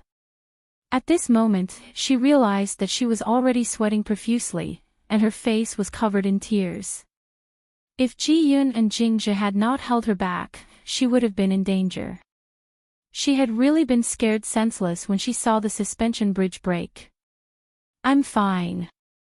Qin Yining stood up. Her legs were still a little weak. Ji Yun and Jingzhe hurriedly supported her as they retreated. Abbot Xianyun chanted Buddha's name and comforted her. Wang Fei, don't worry. This humble monk does not lie. That suspension bridge is not as long as it looks. Wang Ye's voice has also been heard, so he should be fine. But the suspension bridge is broken, and there is no way down from Karma Peak. How is Wang Yi going to come back? Abbot Xianyun was momentarily speechless. This suspension bridge was built by an eminent monk of our temple more than 100 years ago. Even I don't know how they tied the two sides of the bridge with ropes and built the suspension bridge when there was no way up the mountain from Karma Peak. Qin Yining turned to look at the other side. The mountain was still shrouded in thick fog. Without the suspension bridge, it was as if the entire Karma Peak did not exist. Su Weiji said, Wang Fei, don't worry. Let's think of a way to fix the suspension bridge. Wang Yi will definitely be fine. Abbot Xian Yun also said, there are wild fruits on the other side, and there is also sufficient water. The mountaintop is large, and the vegetation is lush. Furthermore, there is a natural cave that can provide shelter from the wind and rain. The senior monks who went into seclusion on Karma Peak in the past lived there for 3 to 5 years without any problems. Wang Fei, don't worry. Wang Yi will be fine. Qin Yining shook her head. Abbot also said that it was a senior monk who went into seclusion in the past. The situation now is naturally different from that time. Don't forget, the Empress was kidnapped there, and Wang Yi was also tricked there. No one can be sure what kind of ambush there is on the other side. Qin Yining's words made everyone lower their heads. She really regretted letting Pang Xiao go to save the Empress.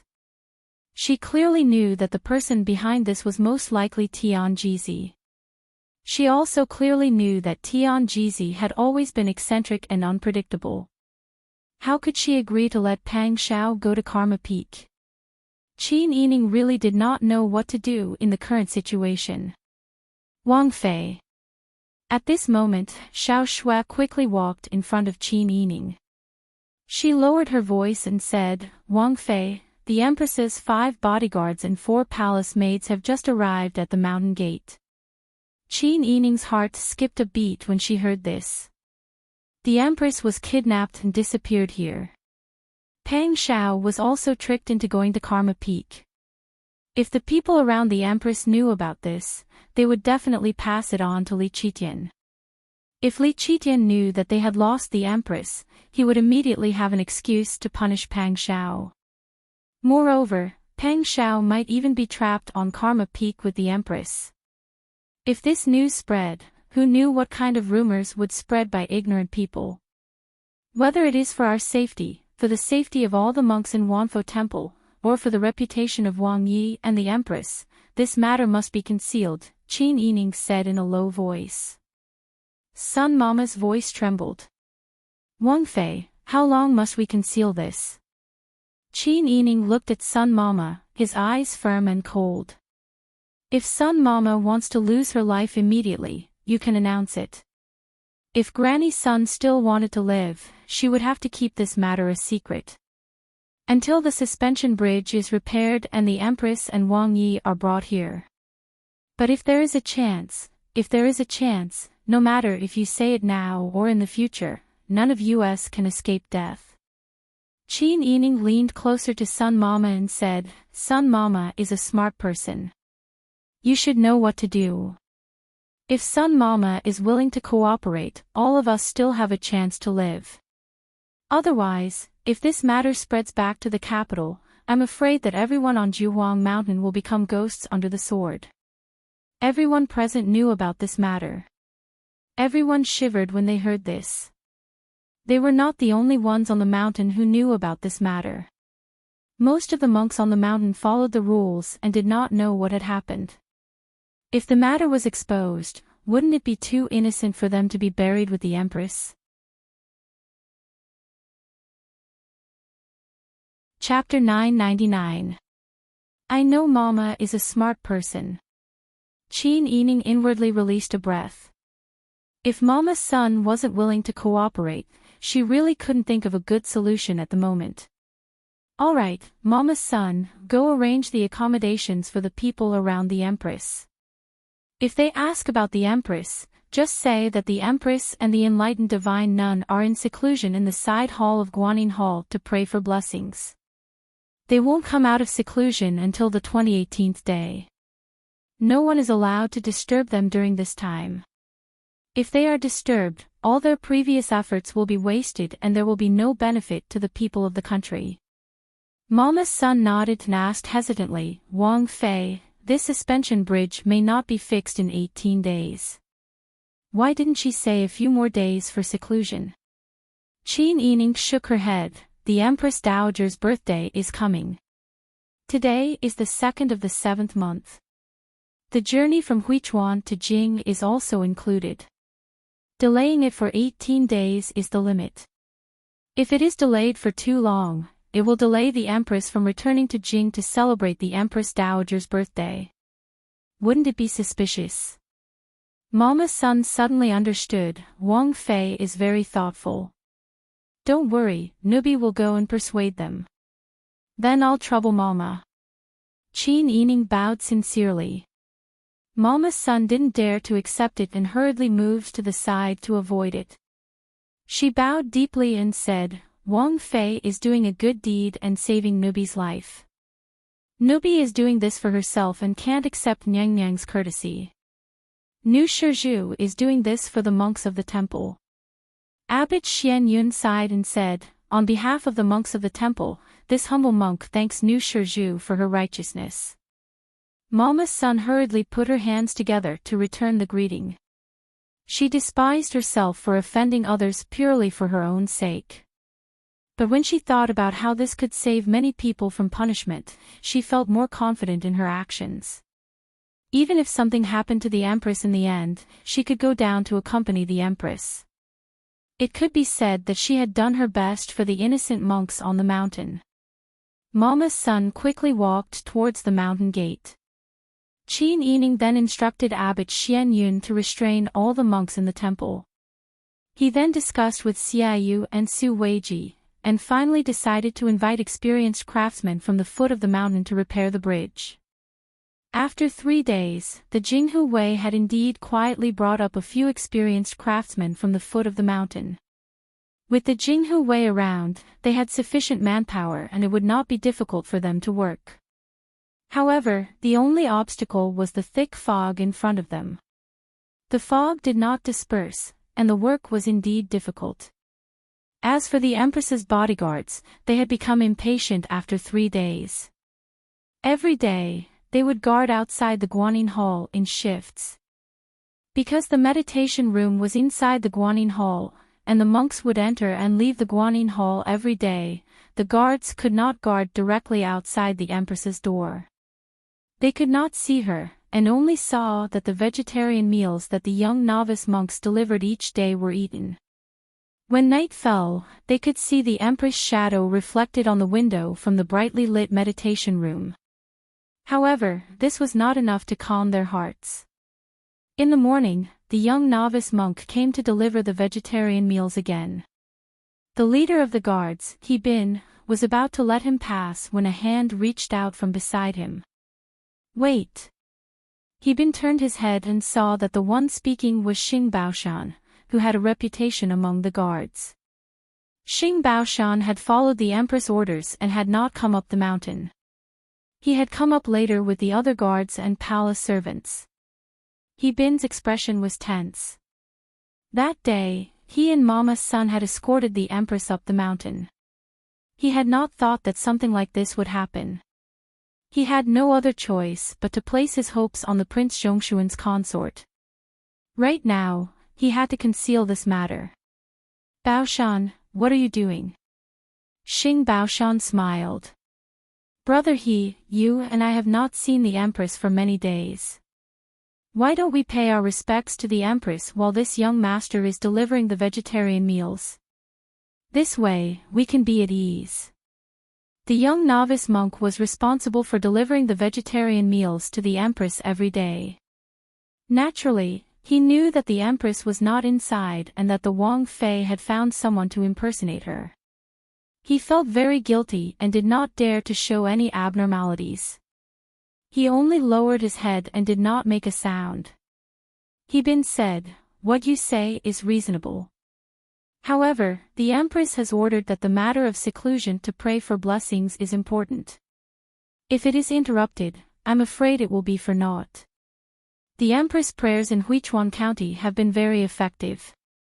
Right now, there are still floods in many places in Dezhou. If the Empress' important matters are ruined because of us, I'm afraid we can't afford to take the blame." Hearing this, Xing Baoshan hesitated. He Bin continued, "We've been guarding the mountain this entire time. The Prince Zhongshuan's family is also here. There should be no problem coming up the mountain. Also, we've been guarding this place every day. We know how many flies and mosquitoes have flown by. The Empress has been staying in the hall this entire time, so there should be no problem. Let's not rashly disturb her. The young novice monk inwardly released a breath and was about to carry the food box in the direction of the meditation room in the hall. Xing Baoshan thought for a moment and then followed with the brothers that had come up the mountain. As he walked, he said, "Brother, his words are reasonable. However, we've only taken a look at the Empress. We'll kowtow and come out. There shouldn't be any problem." He Bin's heart jumped and he hurriedly strode after them. He wanted to say something to stop them but was worried that he would expose himself. Xing Baoshan walked quickly with his brothers and caught up with the young novice monk in 2 steps. The young novice monk's heart jumped and he almost dropped the food box in his hands in panic. Sun Mama was standing in front of the meditation room in the side hall.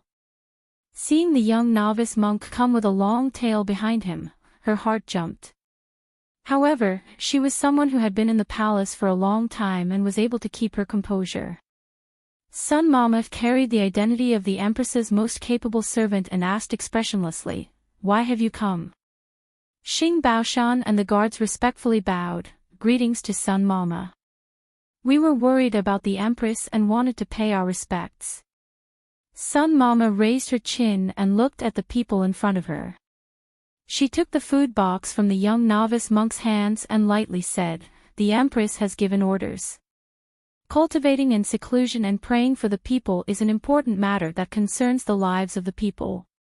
No one is to disturb her. Everyone's loyalty is commendable. This servant will pass on the message." Sun Mama turned around and was about to enter. Xing Baoshan's expression was serious. He stepped forward and passed by Sun Mama and loudly said, "Empress, subject Xing Baoshan requests an audience."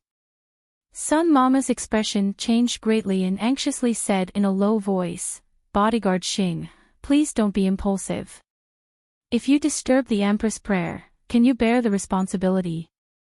Xing Baoshan saw the change in Sun Mama's expression and anxiousness. He couldn't help but be suspicious and said in a low voice, "If anything happens to the Empress, I can't bear the responsibility either. It's not just me. No one on Juhuang Mountain can bear the responsibility. Sun Mama should follow the imperial edict and do things. However, this subject is persisting in his duties, so it can't be considered a great sin." After he finished speaking, he strode forward and pushed the door open. Sun Mama's back was covered in cold sweat. She didn't dare to expose herself, but she was also afraid that someone would break in and find that the Empress wasn't there. In a moment of desperation, she spread her arms and blocked the door.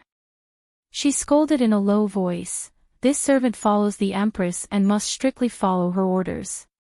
The Empress prays for the people and meditates in Buddhism.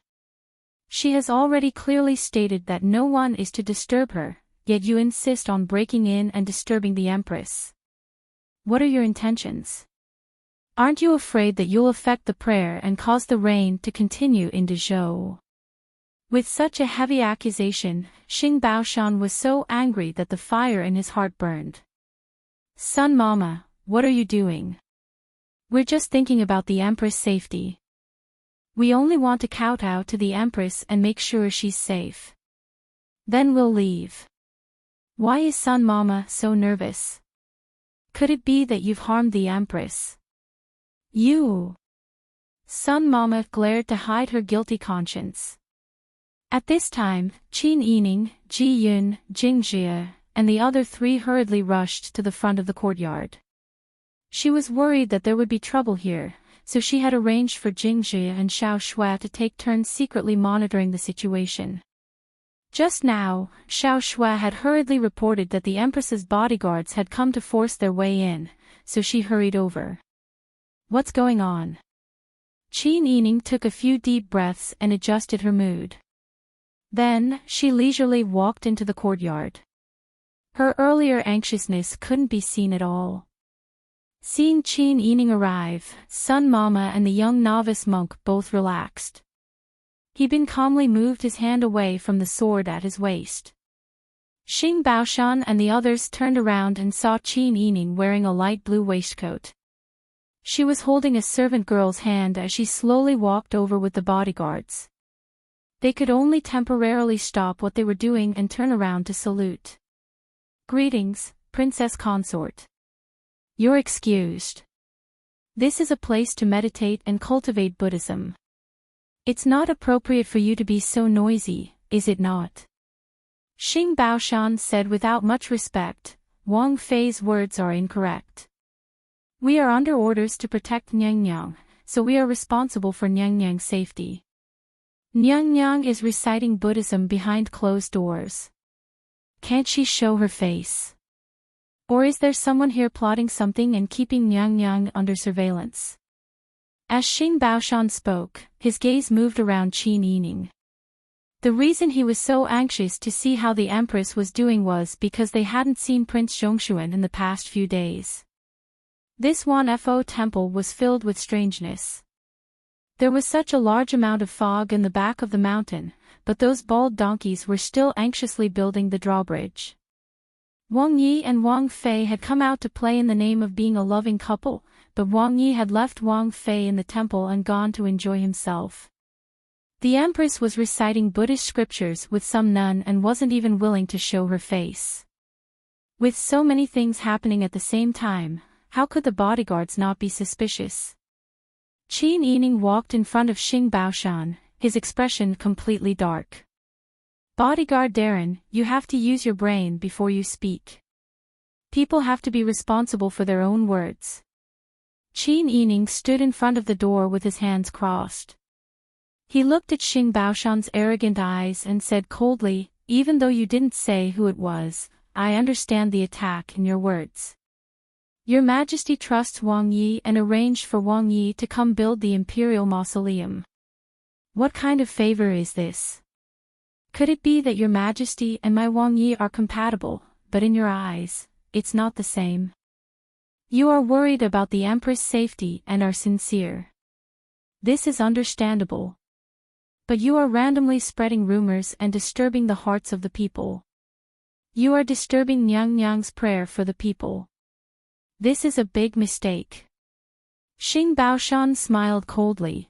"It seems that Wang Fei is really not willing to let me see the Empress. Put away your guesses. Whether you see the Empress or not is up to the Empress' orders. It has nothing to do with me. I just know that Nyang is cultivating and can't bear to see you disturb her, so I came to say a few words. If you don't want to listen, then forget it. Don't randomly spread rumors. Wang Fei really knows how to. Enough." At this time, an angry rebuke came from inside the hall. The voice was slightly hoarse, but through the door, it was clear that it was the Empress' voice. Chapter 1000. The sound of footsteps came from inside the room and then the door was pushed open. The Empress, dressed in a bright red robe with her hair tied up in a high bun, looked angrily at the people in front of her. Everyone lowered their heads and knelt in greeting. "Greetings to the Empress." Qin Yining also bowed, "Greetings to the Empress." The guards followed etiquette and didn't dare to raise their heads to look directly at the Empress's face. The guards that came with Xing Baoshan were already very regretful. What happened to the Empress? They disturbed the Empress's cultivation, it was not good. Sun Momo looked in shock at the Empress in front of her. At the same time, she let out a breath and had a new understanding of Qin Yining and the Prince Zhongshuan Manor's abilities. To be able to create someone like the Empress, how great was their ability. The Empress had a heavy expression as she turned and walked into the hall. Sun Momo immediately stood up and walked towards the door with the food box. The Empress is going into seclusion to pray for blessings. Everyone should leave. Yes. After Qin Yining saluted, she stood up and left with her people happily. Xing Baoshan and the guards looked at each other. Everyone stood up awkwardly. Hebin said in a low voice, "Brother Baoshan, let's go outside and wait." Xing Baoshan nodded and walked out with everyone with a gloomy face. He kept explaining in a low voice, "It seems that I was thinking too much. I had good intentions and was worried about the Empress's safety." He Bin was also very shocked by the Empress that had just appeared. The Prince Zhongshuan Manor could let him know such a big secret. They wouldn't kill him later, right? Thinking this, He Bin's palms were covered in cold sweat. He was calculating in his mind and didn't take Xing Baoshan's words to heart.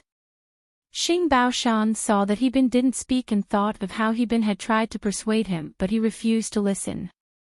He couldn't help but smile and say, "Brother, you see things clearly. In the future, I'll have to rely on brother He." He Bin came back to his senses and shook his head, "Not at all. Brother will treat you to wine later." Xing Baoshan smiled. The group of people headed out. Although Xing Baoshan appeared to be very cheerful, he was actually worried. Just now, he had verbally offended Prince Zhongshuan's consort. Now that Wang Yi wasn't here, if Wang Yi came back and knew that he was disrespectful to the consort, he was afraid that the demon would peel off a layer of his skin. In the end, it was better to avoid unnecessary trouble. In the future, he would close one eye and close one eye, but he would not dare to do such a thing again. However, there was something strange about the situation on the mountain. As Xing Baoshan thought this, he secretly reported to Qi Tian that the Empress was in seclusion and that Pang Xiao had disappeared. In the Guanyin Hall, Granny's son put down the food box and looked curiously at the back of the Empress. Seeing the Empress wave her hand at her, she knelt back down on the prayer mat. She knew she would not get any explanation here. She bowed her head and left. Qin Yining returned to the meditation room. When he saw Xiaoyu, he smiled and said, "This time, it was all thanks to Teacher Xia's skillful hands. Otherwise, it would have been difficult to pass this obstacle." Xiaoyu smiled and said, "It's nothing. It's all thanks to my complete set of tools. I just wanted to find someone with delicate features who had seen the Empress before and who could imitate the Empress's bearing and voice. It was not easy." Fortunately, Wang Yi was surrounded by crouching tigers and hidden dragons. There were many talented people around him. In the end, I managed to catch up. Qin Yining asked curiously, "Teacher chose someone around Wang Yi. Which one is it? Do I recognize her?" Xiaoyu and Su Weiji looked at each other and laughed loudly. Wang Fei naturally recognizes this person. Right now, the person reciting scriptures in the Guanyin Hall is Tang Xiu. Ah! Without waiting for Qin Yining to speak, Ji Yun widened her eyes in shock. "Teacher, you're saying that person is Tang Xiu?" "Yes. But Tang Xiu is not that short. Don't you see that the hem of her skirt is very wide?" Xiaoyu smiled and said, "Actually, if you look carefully, you can see the flaws. However, according to etiquette, no one can look directly at the Empress when they see her. The same goes for the accompanying imperial bodyguards. Therefore, although there are some among the Jinghu Wei who have delicate features and a suitable height, I still chose Tang Xiu because Tang Xiu knows how to imitate the Empress's voice." Qin Yining clapped and praised, "It's all thanks to teacher's wisdom. Isn't that right? When we see the Empress, we have to kneel down and greet her. Who dares to look up and size her up? If it weren't for teacher's help, I'm afraid it would have been very difficult to pass this time." Xiaoyu smiled and waved her hand. She changed the topic and said, "The fog seems to have dispersed a little today." "Yes." Qin Yining said seriously, "When the fog disperses and we can see the other side clearly, the suspension bridge will be repaired soon." Xiaoyu and Su Weiji both nodded.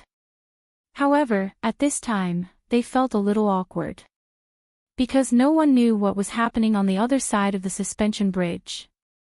Under the cover of the sound of the waterfall, they couldn't hear each other clearly. They were also afraid of alerting the people around the Empress, so they didn't speak again. They could only confirm that Pang Xiao was still alive, but they didn't know how the Empress was doing. They could only hope that the two of them were fine. Otherwise, there would be more trouble to come. With Tang Xiu dutifully pretending to be the Empress in Guanyin Hall, and with the cooperation of Sun Mama and He Bin, there were no more disturbances on the mountain in the next 2 days. However, Xing Baoshan's attention shifted from the Empress's safety to Prince Zhongshuan, who hadn't shown his face. Occasionally, he would meet the Jinghu Wei and ask about Pang Zhao's whereabouts through idle chatter, but he didn't get any useful answers. Xing Baoshan secretly reported all of this to Li Qitian. On the 6th day of the 7th month, the thick fog finally dispersed. Qin Yining could finally see the other side that he hadn't been able to see clearly since he came up the mountain. Just as Abbot Yun said, this place wasn't very wide. Based on Qin Yining's estimation, if Mu Jinghu was here, he might be able to fly over it with his lightness kung fu. The vegetation on Fengyuan Peak was lush, and he could even see a few boulders at the top. There was a pool of spring water on the boulders, and he could faintly see 2 figures beside the forest and the pool, resting in front of a bonfire. Qin Yining didn't dare to shout loudly, for fear that the Empress's guards would hear. But when she saw Pang Zhao's figure, she was extremely excited. Qin Yining tried hard to wave at the other side. Pang Zhao was constantly paying attention to the other side. At this time, he also noticed Qin Yining, so he got up and walked towards the cliff. Sister Yi. The voice wasn't soft. Even though it was covered by the sound of the waterfall, if one listened carefully, they could still faintly hear someone shouting. Qin Yining quickly made a shushing gesture and pointed at the backyard of Wan Fo Temple behind him. Pang Xiao thought about it and understood. He smiled and nodded, looking at Qin Yining with pity in his eyes. He had been trapped here for a few days, and his sister Yi had been worried for a few days. The people around the Empress weren't stupid. Other than thinking of a way to save him, she also had to think of a way to hide the news of the Empress's disappearance. Otherwise, once the news spread, they would all be in trouble. When he walked across the suspension bridge, he knew that the distance between the two sides wasn't far. But the fog hadn't dissipated, and he couldn't see the other side clearly. With the Empress beside him, he didn't dare to act rashly. Now that the fog had finally dissipated, Pang Xiao only wanted to quickly return to Qin Yining's side. If it wasn't for the Empress, he wanted to try and see if Jinghu Wei could throw a rope over. He used his lightness kung fu to return. Xia Yu and Su Weiji were already in a heated discussion with the master who was building the suspension bridge. Jinghu Wei and the others went to guard the entrance to this place. This was to prevent the Empress's people from seeing the people on Karma Peak. With the powerful Jinghu Wei and the cooperation of Pang Xiao on the other side, the two sides quickly pulled up the rope. Pang Xiao strode back to the side of the pool and said in a low voice, "Nyang Nyang, please follow this official back." The Empress' long hair was loose. Although her red robes were neatly worn, the sleeves and hem of her skirt were torn in many places. Her bare face looked even duller. In addition, she had been eating wild fruits these days, so her complexion was even worse. Thinking that when she returned, she would be the Empress of Dezhou again and wouldn't have a chance to be alone with Pang Xiao, she couldn't hide the disappointment in her heart. That day, the nun told her that if she wanted to pray successfully, she had to come to Karma Peak to experience the tribulation. That day, she didn't understand and believe the words of the person who was skilled in Buddhism. When she came to Karma Peak, she was immediately surrounded by a group of snakes. She screamed anxiously, but no one came to save her. Those snakes surrounded her. It was fine if she stood still, but when she tried to move, those snakes would surround her. When she thought that she would be trapped here and die, Pang Xiao walked out of the thick fog like an immortal and chased away the snakes for her. The suspension bridge collapsed and they couldn't go back. These days, Pang Xiao was the one who took care of her dutifully, She knew that Pang Xiao was loyal to her as the Empress and respected her as his sister-in-law. But in her heart, she didn't just think that way. She almost couldn't control her love that grew wildly like a vine.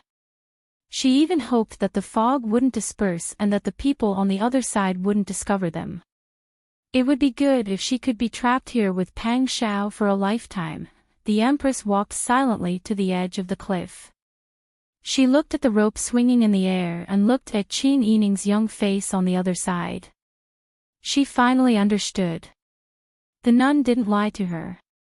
She did come here to experience the tribulation of love. Your Highness, sorry for the offense. Pang Xiao bowed with his hands folded and then hugged the Empress. He used his kung fu to jump up the rope. His posture was as strong as a rock spreading its wings.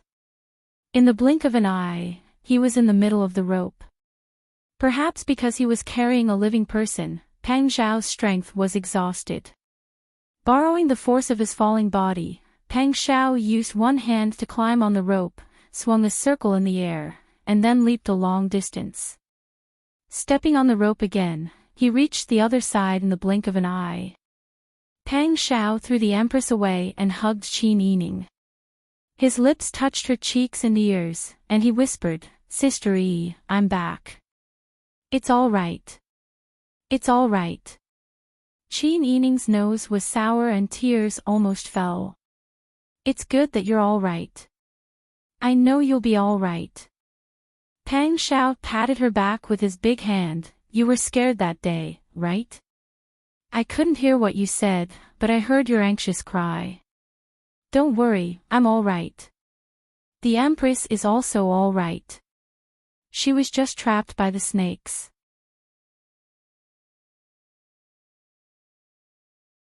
Chapter 1001. The Empress's face was unusually pale, her expression tense, her lips tightly pursed. Without any makeup, she looked a few years older than usual. Qin Yining lowered her eyes, not daring to look directly at the Empress's face. She asked respectfully, "Nyang Nyang, how have you been these days?" Her mind spun as she thought of the most tactful way to inform the Empress of the present situation. At the same time, she wanted the Empress to understand her actions and not spread this matter. "This Empress is fine. But this Empress will not let other people know that I am trapped on Karma Peak." The Empress shook her head tiredly, her expression serious. Qin Yining's eyes widened in shock. The Empress's request happened to coincide with her idea. Qin Yining immediately understood. Thinking about it, as the mother of a country, it was already a great humiliation for her to be deceived to this extent, not to mention being trapped on the peak with a foreign official. She was worried that Pang Xiao would be discussed and suspected, and the Empress was also worried about being discussed and suspected. Since both sides were so worried, then the matter was easy to handle. "Yes, this subject promises that no one will spread this matter. Nyang Nyang sympathizes with the monks of the temple. Your benevolence is truly admirable." Qin Yining bowed in admiration. The Empress blinked when she heard this and curled the corners of her mouth slightly.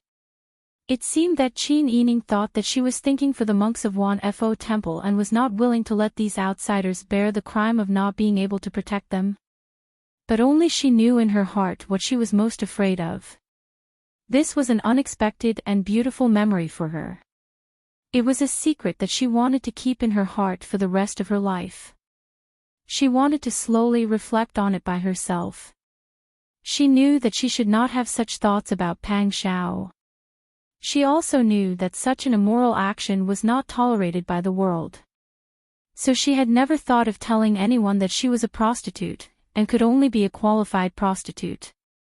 She would not leave a stain in her life that could not be washed away. But she treated some feelings as treasures and wanted to keep them for the rest of her life. Her experience on Karma Peak, these short few days, was enough for her to reflect on for the rest of her life. "I'm tired." The Empress looked tired. Qin Yining thought for a moment, then leaned closer and briefly recounted the events of the past few days. In the end, she said, your humble wife had no choice but to find someone to wear your clothes, comb your hair, and pretend to be you. If you don't want anyone to know about this when we go back, we have to do it secretly. The Empress frowned. She was surprised that someone could pretend to be her and fool the guards. But on second thought, she and Pang Xiao were suddenly trapped. Qin Yining was a woman, so it was not easy for her to suppress this matter. She couldn't be picky. All right. The Empress nodded understandingly. It's understandable. How about this, we'll do as you say. This consort will treat it as being in seclusion for 18 days. Nyang Nyang is wise, Qin Yining said with a smile. Then please rest for a while. I'll find an opportunity to send you back to the palace. Qin Yining purposely obscured the entire process. She didn't even say when the guards would change shifts to send someone in. This was to reduce the Empress's wariness. Otherwise, wouldn't the Empress be worried that they would assassinate her if someone could find a gap between shifts to send someone in when the mother of a nation cultivated with so many guards outside? Even though they didn't have such thoughts, it was better to be cautious. Xia Yu and Su Weiji had already made preparations to welcome Pang Zhao's group at any time. Therefore, they had already sent away the people who should be sent away. Qin Yining and Pang Xiao brought the Empress back to the side courtyard where the meditation room was. Qin Yining then told Sun Mama and He Bin that the Empress had safely escaped danger. The two were so happy that they almost jumped 3 feet high. Naturally, they did their best to cooperate with Qin Yining's arrangements. That night, the person in Guanyin Hall became the real Empress. Tang Xiu finally didn't have to sit inside and eat the snacks that she had secretly brought. She also had to maintain her composure and occasionally pinch her throat to speak. Pang Xiao bathed and changed his clothes. He also shaved his beard clean. After wolfing down a vegetarian meal, he went to bed early. Qin Yining also slept soundly. He wasn't in a hurry to ask Pang Xiao about what happened on Karma Peak. The next morning, as usual, Qin Yining brought people to pay respects to the Empress. As usual, he was politely stopped by Sun Mama. After returning to the room, he asked Pang Xiao about what happened that day. Pang Xiao recounted everything in detail. Then, he said with a heavy expression, I still can't figure out what the person who tricked the Empress to Karma Peak was planning. The Empress wasn't harmed. When I went there, a group of snakes surrounded her and made her unable to move. However, those snakes didn't bite her. The suspension bridge collapsed and I couldn't cross. You couldn't hear me. Therefore, I ate wild fruits with the Empress to pass the day. It wasn't difficult to eat and drink. Because there wasn't any other danger, I was even more suspicious of that person's motive. He tricked the Empress and lured me over. What was his motive? Qin Yining pursed his lips and shook his head, looking at it this way, it seems like the other party deliberately trapped you and the Empress there. I think it was to dig a hole for me to jump into. Qin Yining couldn't help but twitch his mouth. Tian Jizi has always disliked me. She wanted to get rid of me several times. Although she doesn't want to kill me now, she still wants to kill me. I think she's happy to make things difficult for me. You're already sure that the Shirtai is Tian Jizi. Who else could it be other than her? Qin Yining shook his head. Mu Jinghu was Pang Xiao's brother. Qin Yining didn't want to make things difficult for Pang Xiao. Therefore, he didn't continue on this topic and changed the topic. Although the matter has been resolved, it still caused quite a commotion. That day, when the guards tried to force their way in, there was already an argument. In addition, the Empress's guards aren't simple people. They also know that you weren't in the temple these few days.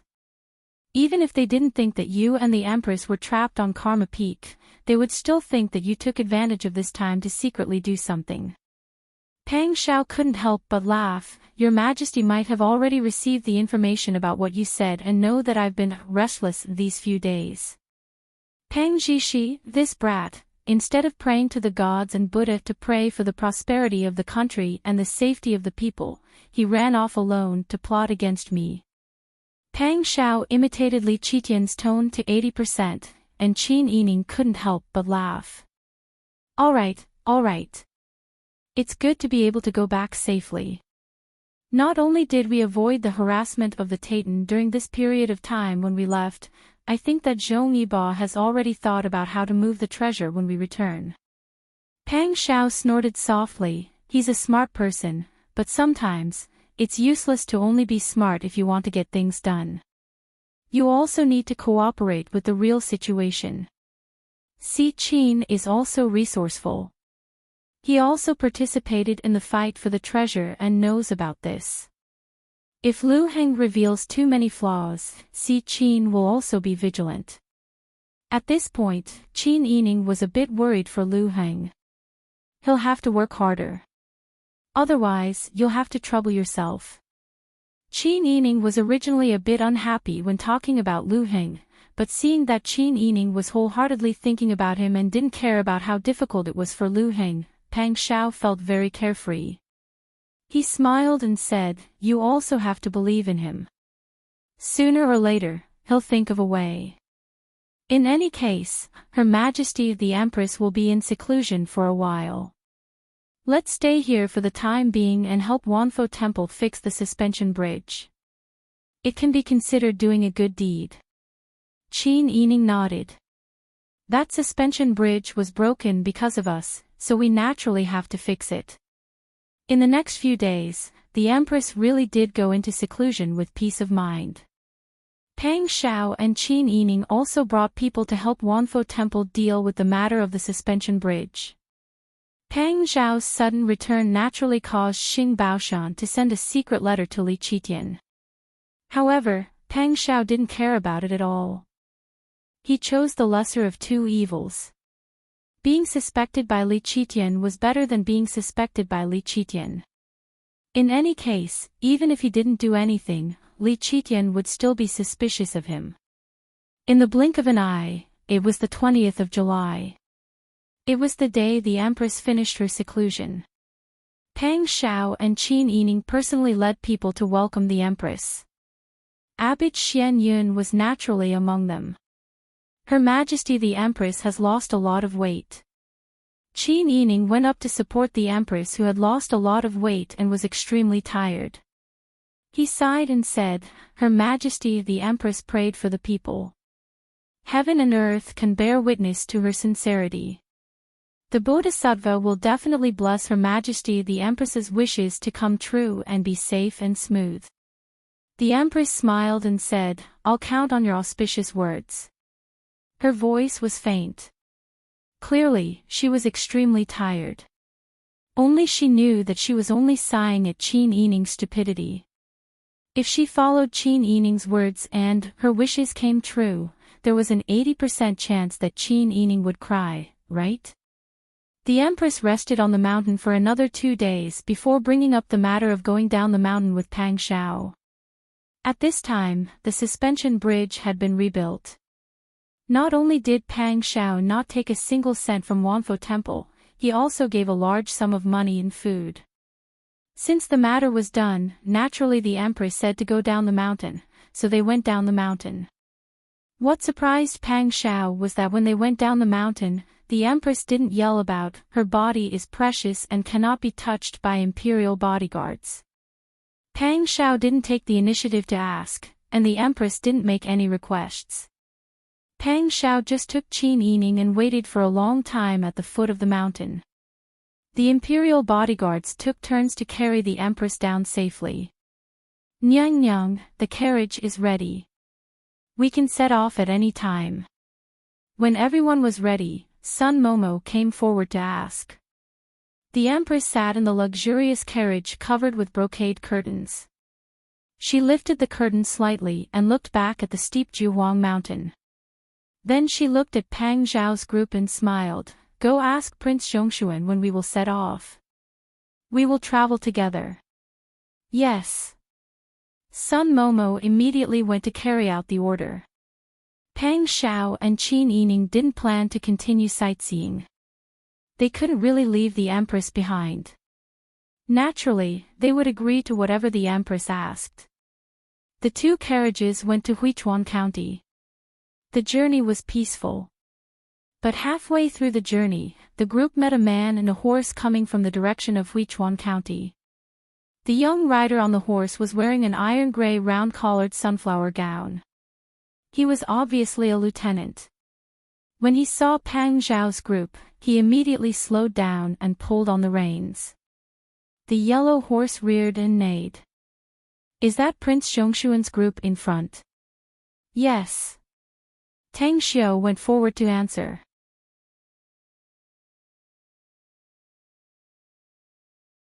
Chapter 1002. Pang Xiao pushed open the carriage door and asked with a smile, this eunuch should be the person who serves the emperor, right? He had many opportunities to enter and leave the palace, but he only noticed the people around Li Qitian. He didn't know much about Qiu Min, but he found her familiar. Wang Yi, please remember. This servant is indeed you. Qiu Min bowed with a smile.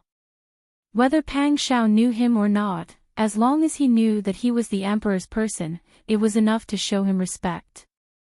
Pang Xiao smiled and said, Your Majesty sent Lord Ma. Yes. Qiu Min smiled and walked closer, saying respectfully, Your Majesty said that the weather is good, so the construction of the imperial mausoleum will continue. The matter of escorting the Taitan Khan will be handed over to Lord Ma. In this way, Wang Yi and Zhong Yiba can focus on the construction of the imperial mausoleum. Pang Xiao was moved and cupped his hands in the direction of the capital. This official thanks Your Majesty for your understanding. The Empress in the other carriage also lifted the curtain. Does Your Majesty have any orders for me? Qiu Min quickly turned and bowed to the Empress. Greetings, Your Majesty. Your Majesty ordered this servant to serve Your Majesty and ask Your Majesty to follow Lord Ma and the Taitan Khan back to the capital. When the Empress heard this, she only smiled faintly and nodded, but her heart felt like it was being pricked by needles. Your Majesty gave the order, so she had to go back. But she was reluctant to leave this place, reluctant to give up her freedom, and even more reluctant to leave Pang Xiao.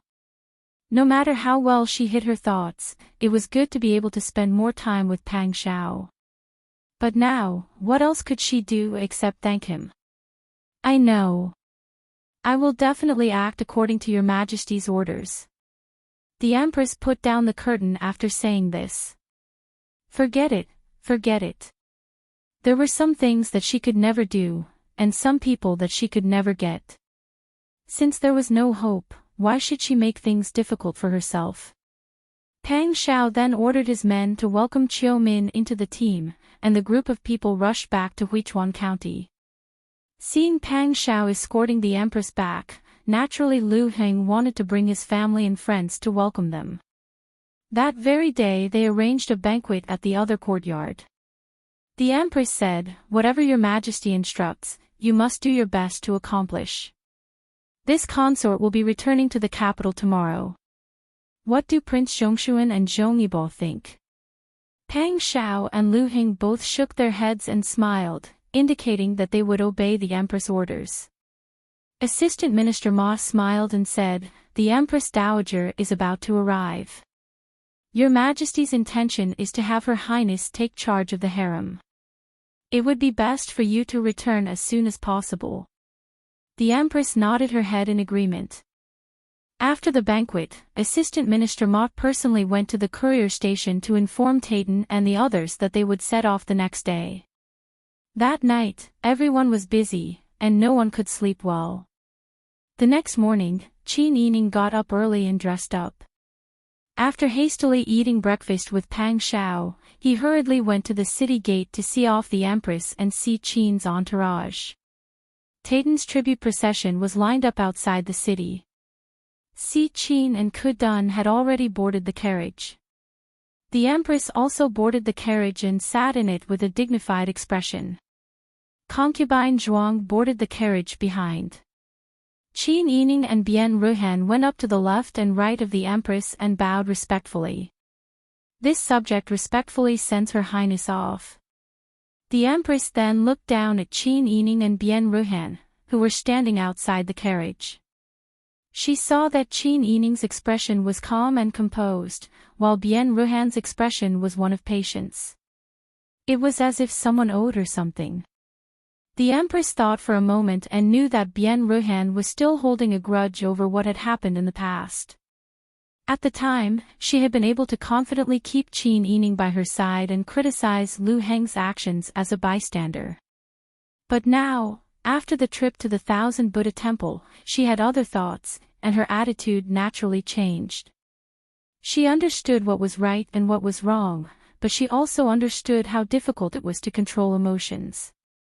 She still had to abide by her own status and rules, but she understood the matter between Lu Heng and Qin Yining. Perhaps Lu Heng had feelings for Qin Yining, while Qin Yining was only sincere towards Pang Xiao. Or perhaps Qin Yining and Lu Heng had already communicated. But all of this was a private matter between them that they were willing to do. She was just an outsider, so what reason did she have to interfere? Even if she was the Empress, she couldn't meddle in her own affairs. Who could resolve family matters clearly? The Empress pretended not to see Bian Ruhan's resentful and angry face. She turned and told Zhuang Pin, "Perhaps Zhong Yibo Furen doesn't want to part with you, her older sister. How about Ben Gong let the procession wait for a moment to give you and Zhong Yibo Furen time to say goodbye?" Ever since Zhuang Pin understood that she had angered the Empress last time, she had been careful in her actions and didn't dare to make any mistakes. Now that the Empress had instructed her like this, she couldn't be as righteous as she had been in the past. She hurriedly said respectfully, "Pinky is grateful for Empress kindness. But if the auspicious time to return to Jing is delayed because of the matter between Pinky and Tangmei, Pinky will not be at ease. Everything will be done according to Nyang Nyang's orders." Zhuang Pin saying this was distancing herself from Bian Ruhan. Bian Ruhan originally had a glimmer of hope. The Empress had given the right to speak to Zhuang Pin, and Zhuang Pin would be able to stand up in front of everyone and accuse Qin Yining of being fickle. But now, Zhuang Pin didn't think of her at all. She had a cold smile on her face as she told her, "Know your place." She was immediately dumbfounded by the shock. Know her place. Did that mean she had to completely endure this matter? She couldn't rely on the clan to pressure her and ask for Qin Yining to be severely punished. Was she only able to endure when she was bullied? The wind messed up everyone's hair. Bian Ruhan's expression was dazed and shocked. Her hair was blown even more messy. Sun Mama and Official Ma talked for a while. The Empress procession had already started to move. Behind them was the long line of Tatan soldiers. Official Ma sat on the horse and talked to the Empress. Seeing that the Empress procession had smoothly set off, Lu Heng pulled Bian Ruhan to the back and didn't let her speak nonsense. Although Huichuan County was a large county with developed businesses, there weren't many local citizens. But at this time, there weren't many citizens gathered around. They already knew that the rain in Huichuan County had stopped because the current Empress had specially eaten vegetarian meat and chanted Buddhist scriptures to pray for them. The citizens admired such a benevolent mother of the country. At this time, they all knelt down and loudly said, "Long live Nyang Nyang, long live Nyang Nyang, your body is healthy." When the Empress heard the cheers, she lifted the curtain and looked back. At the city gate, many citizens were kneeling and shouting, "Long live the Empress." Even a person with a heart of stone would be moved by such a scene, let alone a woman with a soft heart like the Empress. She was the Empress. Her words and actions represented the imperial family and her upbringing. At this moment, under the cheers of the citizens, the Empress was even more determined. She was reluctant to leave this place because she couldn't bear to spend time with Pang Xiao. But they definitely wouldn't have a good ending. She should be more rational now. Some things could be hidden in her heart, and it would be good for the rest of her life. There was no need to rush this moment. The Empress and Si Qin's group were escorted out of Huichuan County by Assistant Minister Ma. It wasn't until the figure had disappeared that the commoners returned to their homes, discussing among themselves. Pang Xiao pulled Qin Yining's hand back to the carriage and instructed the people to set off for the residence. Lu Heng was too lazy to pretend to get along well with Pang Xiao and his colleagues. He also instructed the servants in the residence, help the mistress onto the carriage and send her back to the residence. Serve her well. Bian Ruhan's confinement hadn't been lifted yet. It was already the result of her hard work to be able to leave this time. She wanted to put her hands on her hips and make a scene in front of the Empress, but it was obvious that she had lost this opportunity. Bian Ruhan was on the verge of death. She was too lazy to argue with Lu Heng and quietly returned home. In the Wang residence, Qin Yining and Pang Xiao invited Su Weiji and Xia Yu to the reception pavilion in the backyard to talk. Pang Xiao went straight to the point. Your Majesty means that since the rain has stopped, we should start building the Imperial Mausoleum. I am the supervisor. Whether this matter is done well or not, I will be responsible for it in the future. Since the rain has stopped in Huichuan County, we should really start building it. Wang Yi is right. Qin Yining narrowed his eyes and said, Your Majesty must be anxious now. Otherwise, he wouldn't have left Zhong Yibo behind. Didn't Zhong Yibo ask for a thorough investigation of the stone materials? It won't be easy for us to move while he's investigating the stone materials. It won't be good if we disrupt his progress. That's true. But this is only the first problem. Pang Xiao said with a smile. Qin Yining raised his eyebrows in surprise. What? Is there something else that I don't know? That's what I wanted to talk about today. Pang Xiao went to the table and took out a booklet. This is the record of the construction of the Imperial Mausoleum in the past few years. Qin Yining took it and flipped through it briefly. He knew that it recorded some of the things that happened when the Imperial Mausoleum was being built. For example, how much money the Imperial Mausoleum spent, how much grain they ate, and how the Imperial Mausoleum reacted at the time. Just from looking at the booklet, the Imperial Mausoleum's life should be much better than when they were at home. They can eat their fill when they're building the Imperial Mausoleum, but many people can't bear to eat grain when they're at home. That's right. Pang Xiao nodded, but the weather has been clear for many days now. Lu Heng and I started recruiting Imperial Mausoleum when we left the capital, but they haven't arrived yet. Qin Yining was stunned when he heard this. That's true. If the Imperial Mausoleum hasn't arrived, Your Majesty's order to start construction as soon as possible cannot be carried out. If they delay important matters, Your Majesty will blame them, and Pang Xiao will be the one to blame. After all, Pang Xiao was the chief supervisor of the construction of the Imperial Mausoleum, and Lu Heng was just a county magistrate. Although the county magistrate should cooperate with Pang Xiao, he didn't have to bear the main responsibility. As for the previous county magistrates who were unlucky, it was all because if the supervisor wanted to embezzle money, he couldn't surpass the county magistrate, and the county magistrate would be dragged down for various reasons. The Imperial Mausoleum hasn't arrived yet. Do you know what the reasons are? Su Weiji took the booklet from Qin Yining and flipped through it. Pang Xiao said, This time, the Imperial Mausoleum has been recruited from both the local and the surrounding counties. Aside from Huichuan County, the neighboring Danfu County is more prosperous and has more able-bodied men. 40% of the Imperial Mausoleum's population is from Danfu County, and the rest are from the surrounding counties. Now, these people seem to have made an appointment, but none of the Imperial Mausoleum has arrived.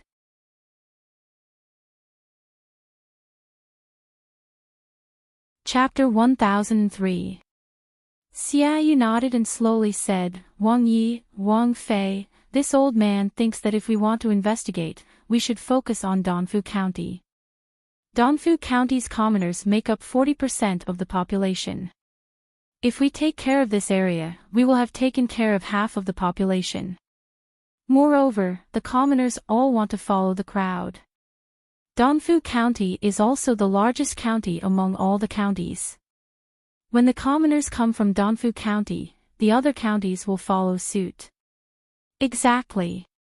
Su Weiji also said, the most important thing is that Dongfu County's county magistrate Qing Darren has an extraordinary background. This old man and brother Xia deliberately investigated when we saw the register of commoners.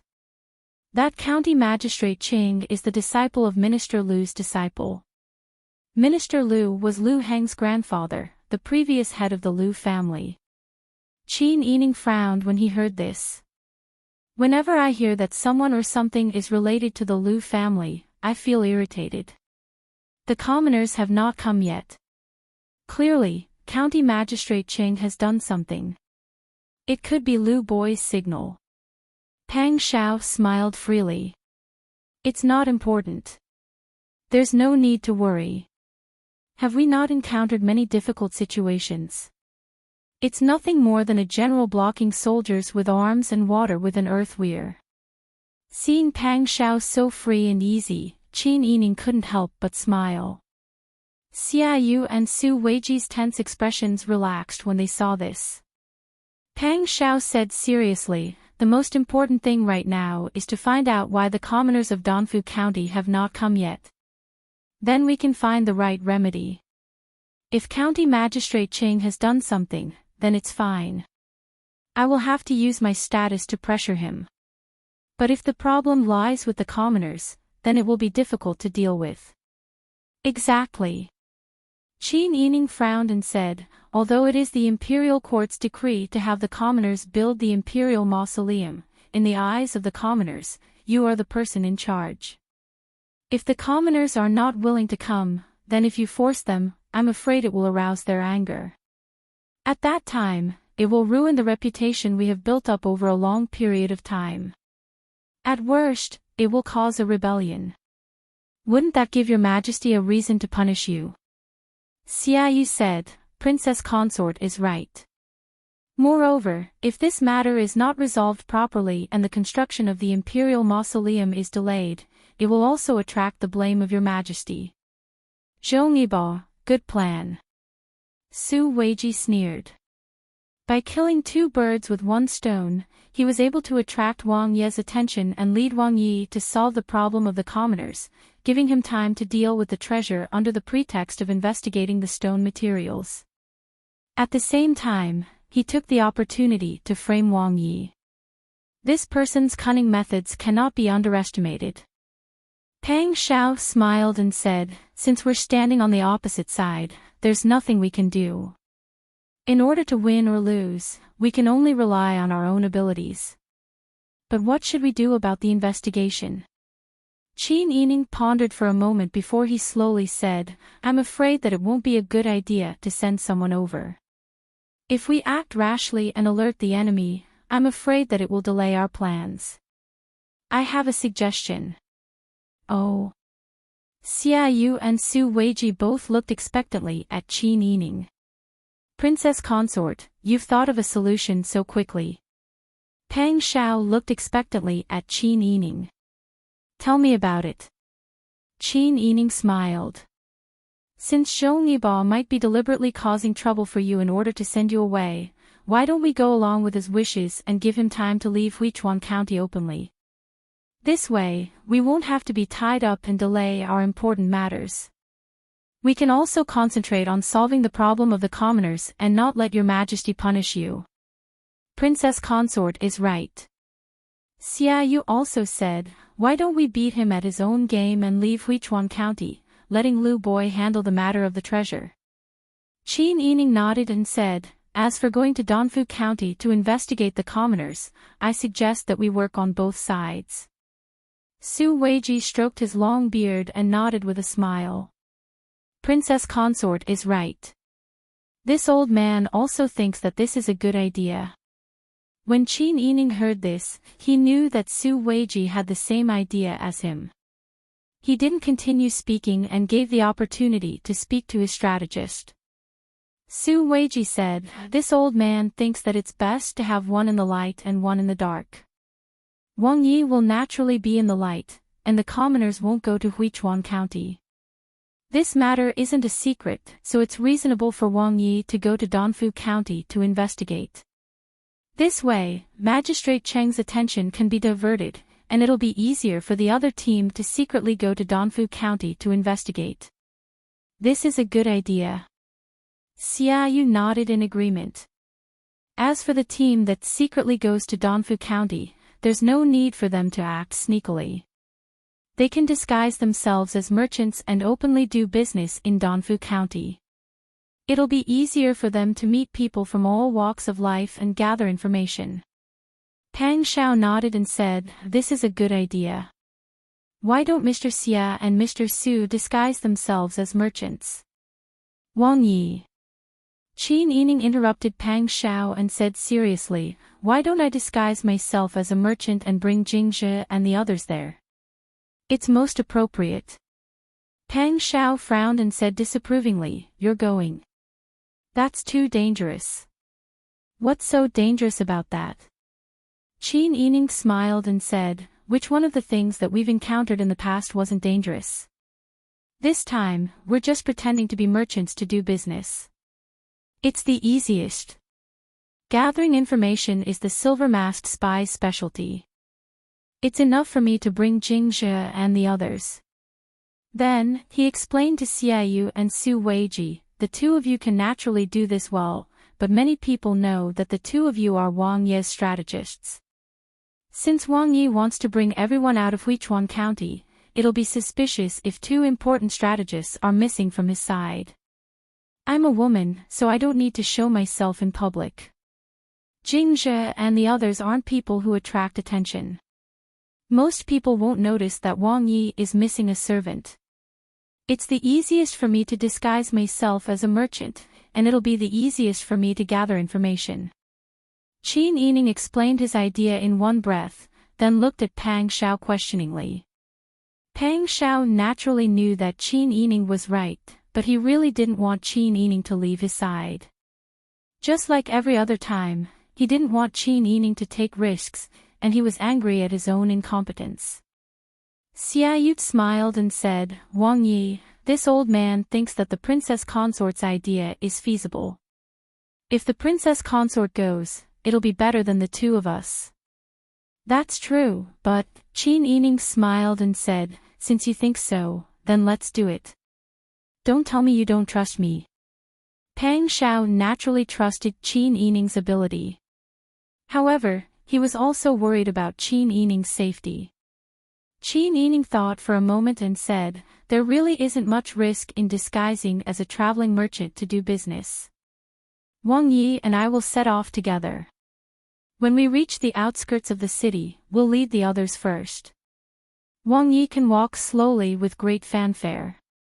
When I've gathered enough information, I'll come out and meet up with you. At that time, we can enter the city together." Pang Xiao thought for a long time in silence. There really wasn't any other more appropriate method at the moment. After carefully considering the situation, he finally nodded. Since he had made up his mind, he needed to make preparations and disguise himself as a traveling merchant. At the very least, he needed to have a complete set of goods. Fortunately, the local 4-channel number was available.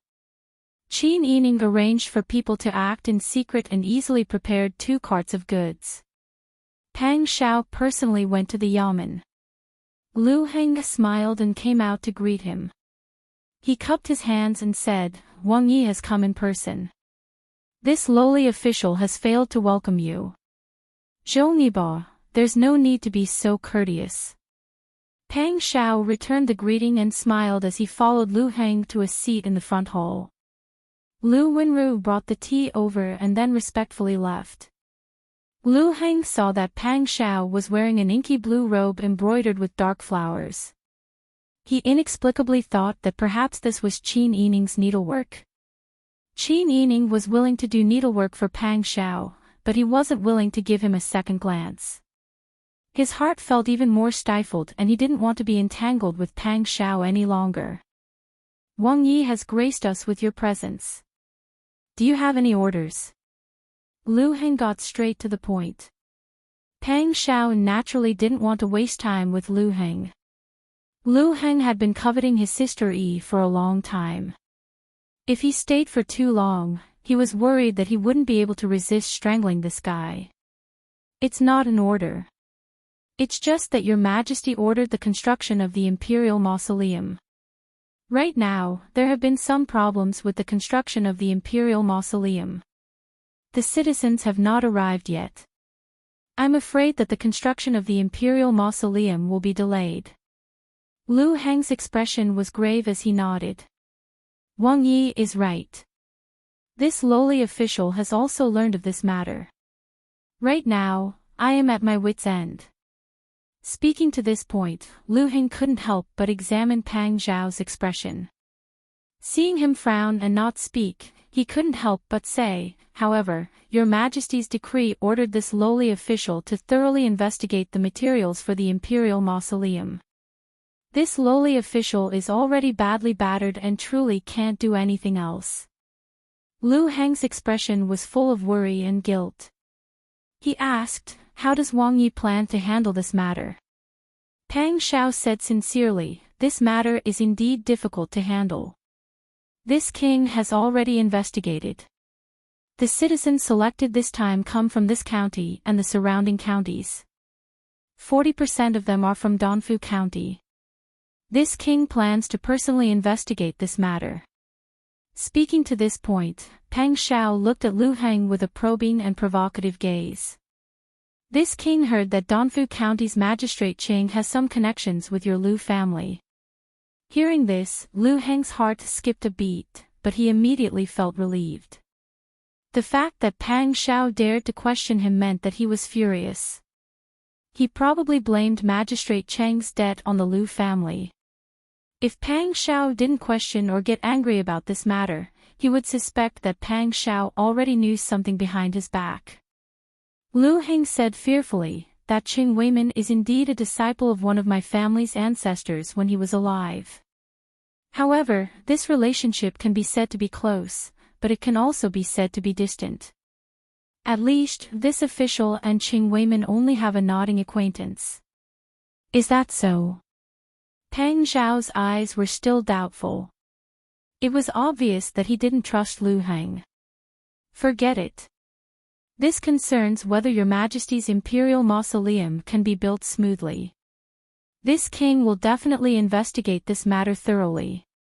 If there really is someone instigating the people behind the scenes to obstruct the construction of the Imperial Mausoleum in order to achieve their goal, this king will definitely not let it go easily. At that time, I will definitely report this matter to Your Majesty and ask for Your Majesty's judgment. Even Lu Heng couldn't help but tremble at the obvious threat.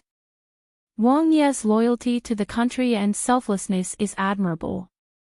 He didn't want to pick up on Pang Xiao's words at all. Pang Xiao sneered. Being selfless and loyal to the country is the most basic thing that you and I should do. What do you say, uncle? Lu Heng knew that Pang Xiao was threatening him.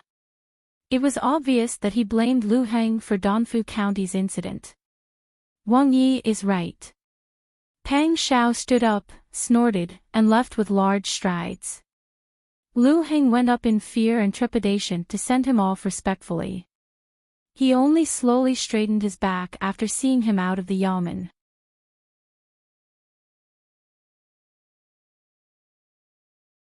Chapter 1004. When Pang Xiao returned to the prince's mansion, his expression remained as if he was suppressing his anger. When he returned to his room and saw Qin Yining, he couldn't help but burst into laughter. What's wrong? Why are you so happy? Qin Yining heard the noise and came out to welcome him. When he saw Pang Xiao standing alone at the door and laughing, he couldn't help but laugh as well. Pang Xiao shook his head. He hugged Qin Yining and sat down beside the Arhat bed. Nothing. I just thought of Zhong Yibo and felt that it was very interesting. He told Qin Yining about his conversation with Lu Heng just now. Pang Xiao shook his head and laughed. He should be calling me a fool in his heart. Qin Yining laughed and said, "Isn't that what we want him to do?"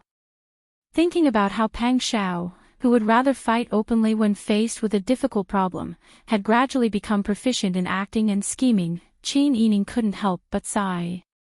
In the eyes of outsiders, whether it's you or Zhong Yibo, you're both dragons and phoenixes among men. For example, we have great wealth, and our status is much higher than ordinary people.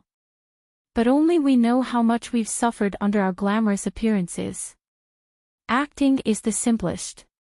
Going through fire and water and licking blood on the knife's edge is a common occurrence. Pang Xiao kissed Qin Yining's cheek and said indifferently, "It's not a big deal to act. We can get used to going through fire and water. One has to suffer as much as they can enjoy. We just have to face it with a peaceful mind. Anyway, the future will only be better than the present." Qin Yining couldn't help laughing. She originally wanted to persuade and comfort Pang Xiao. She didn't expect him to be so open-minded and persuade her first. "It's good that you're open-minded. Since that's the case, I'll order people to prepare. We'll set off tomorrow." Pang Xiao nodded. "I'll go outside to discuss with Mr. Xia and Mr. Su." Pang Xiao and Qin Yining each made preparations separately. The next day, they brought enough manpower and drove the carriage out of Huichuan County. In addition to the carriage that the two of them were riding, there were also a number of carriages with green curtains and large carriages. The accompanying guards looked relaxed, chatting and laughing. Qin Yining even pulled open the curtains to look out from time to time. Their leisurely appearance did not seem like they were on an errand, but more like they were going out to play. Pang Xiao and Qin Yining went out of the city to make a big fuss. When Lu Heng heard the news, he and Lu Wenru stood at a street corner to watch from a distance to make sure that they had really left. Through the open window, he saw Qin Yining obediently and tenderly leaning against Pang Xiao. The two of them were chatting and laughing intimately. Thinking that even if they arrived at Dongfu County, even if the sky fell down, Qin Yining would still be by Pang Xiao's side to share honor and disgrace, Lu Heng's good mood decreased by half. "Let's go." Lu Heng turned and left with a heavy expression. Lu Wenru didn't dare to ask more and hurriedly followed. Inside, she somewhat understood Lu Heng's feelings. Compared to the countess who often threw tantrums in the Fu, the Zhongshan Qin Wang and Wang Fei were a pair to be envied. Dongfu County wasn't very far from Huichuan County. Afraid of delaying the official business, when the group arrived at the outskirts, Qin Yining and Pang Xiao discussed setting off first. Pang Xiao had made the decision long ago, but when she saw Qin Yining wearing an ordinary long cotton dress and a white veil hat, she couldn't help but worry. "Is it not good if I arrange for more Jinghu Wei to follow you? You only have Ji Yun, Jing Jie, and the other three. I really can't be at ease." Qin Yining lifted the white veil on her veil hat and raised her head to look at Pang Xiao with a smile. "I'm just an ordinary businesswoman right now. It's already a big deal for me to have a maidservant and 4 servants by my side. If there are more people, people will suspect. When that time comes, won't we not be able to find anything? Also, the Jinghu Wei are all giants among men and have extraordinary appearances. If they go out, they will be too eye-catching. They aren't like Jing Jie and the other 3. They are skilled in spying and have experience in this area. They know how to blend into the crowd." Pang Xiao knew that Qin Yining was right. She said helplessly, "All right, we will do as you say." She turned and instructed Tang Xiu, "Take some people to see if anyone is following us." "Yes." Tang Xiu responded and took the Jinghu Wei to investigate. Not long after, she came back and reported, replying to Wang Yi, "There is nothing suspicious." Pang Xiao helped Qin Yining into the carriage and turned to instruct Jing Zhe and the other three. Although spying is important, Wang Fei's safety is more important. If anything happens, protecting Wang Fei's safety is the first priority. Yes. Wang Yi, don't worry. We will not disappoint you. Jing Zhe and the others bowed solemnly. Qin Yining lifted the curtain and smiled at Pang Xiao. Don't worry.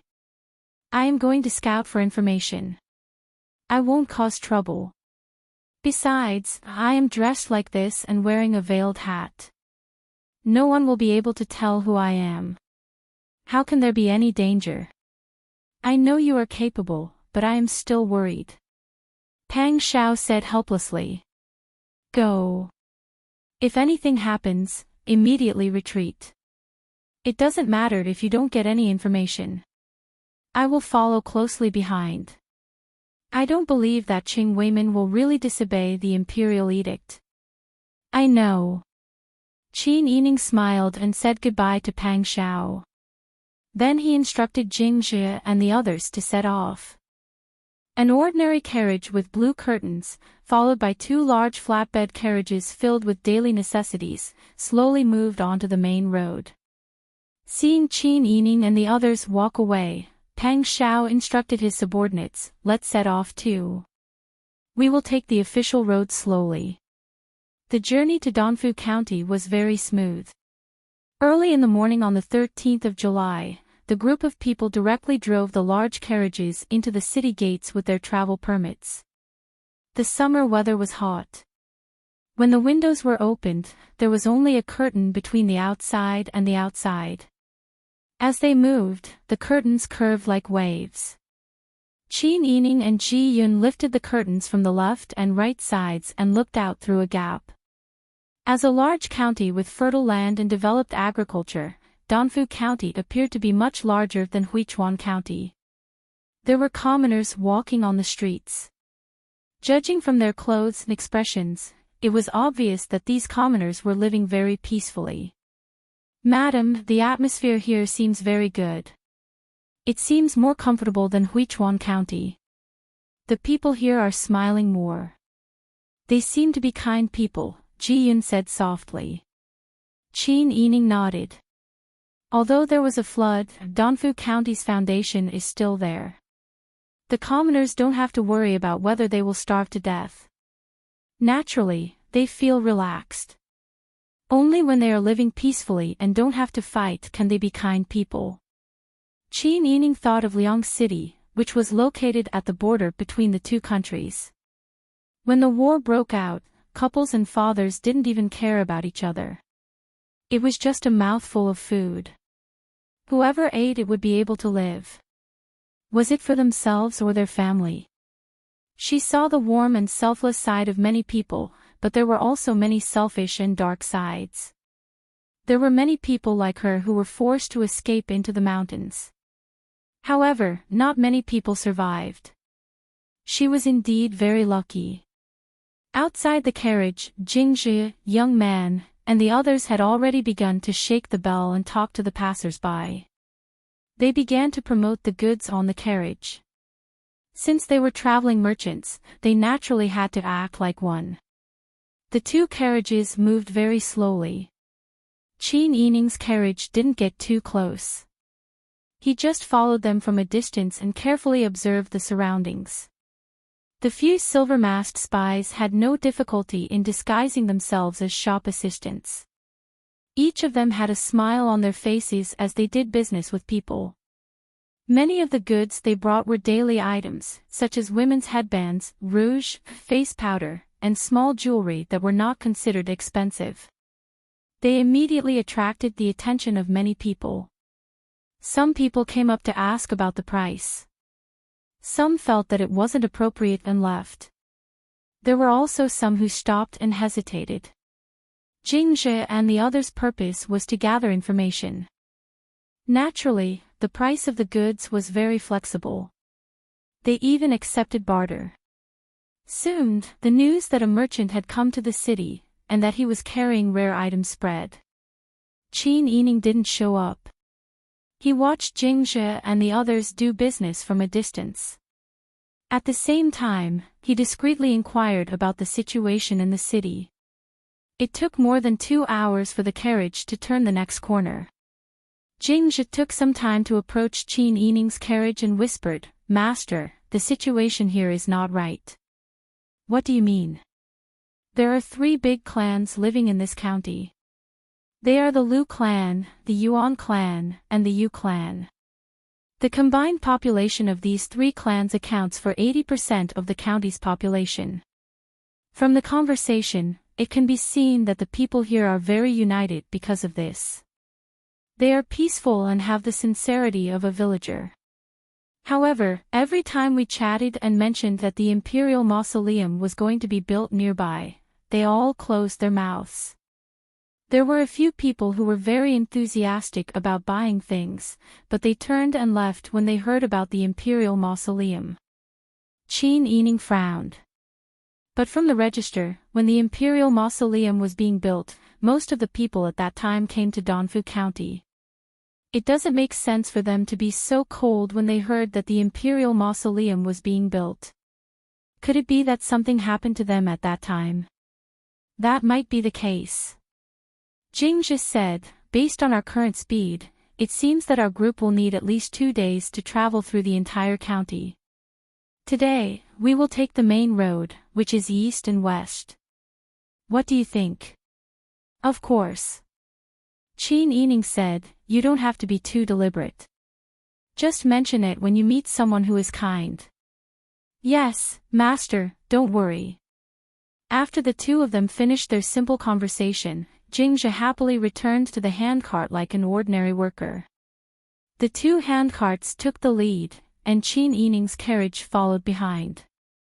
The group continued to move forward slowly.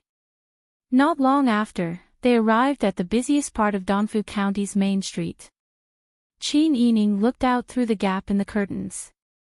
When his gaze fell on a large tree at the entrance of the alley, he couldn't help but frown. At this time, a man in ragged clothes was lying under the tree. His body was as thin as a bamboo pole. The man's temples were white, and his hair looked like air-dried weeds. His face was dirty, making it impossible to see his actual appearance in age. One could only see that the bridge of his nose was very high. He hugged a bamboo stick that was as thick as an egg in his arms, as if it was his treasure. His bare feet were curled up. Ji Yun saw that Qin Yining's expression was not right, so she asked in a low voice, "Madam, what's wrong?" "Look over there, there's a child beggar." Qin Yining pointed at the man under the tree. Ji Yun followed his words and looked over. She nodded and said, "Indeed. Don't you think it's strange?" "How is it strange?" Qin Yining frowned and said, "We haven't seen a single child beggar along the way. There's only one here." You're tuning into the LoveLore Library YouTube channel. We're so grateful for your support, and don't forget to subscribe to join us on this incredible journey through captivating stories. Your generosity through donations truly makes a world of difference, as it's the primary source of revenue that allows me to expand and enhance this channel for you. Thank you from the bottom of my heart for being a part of this adventure.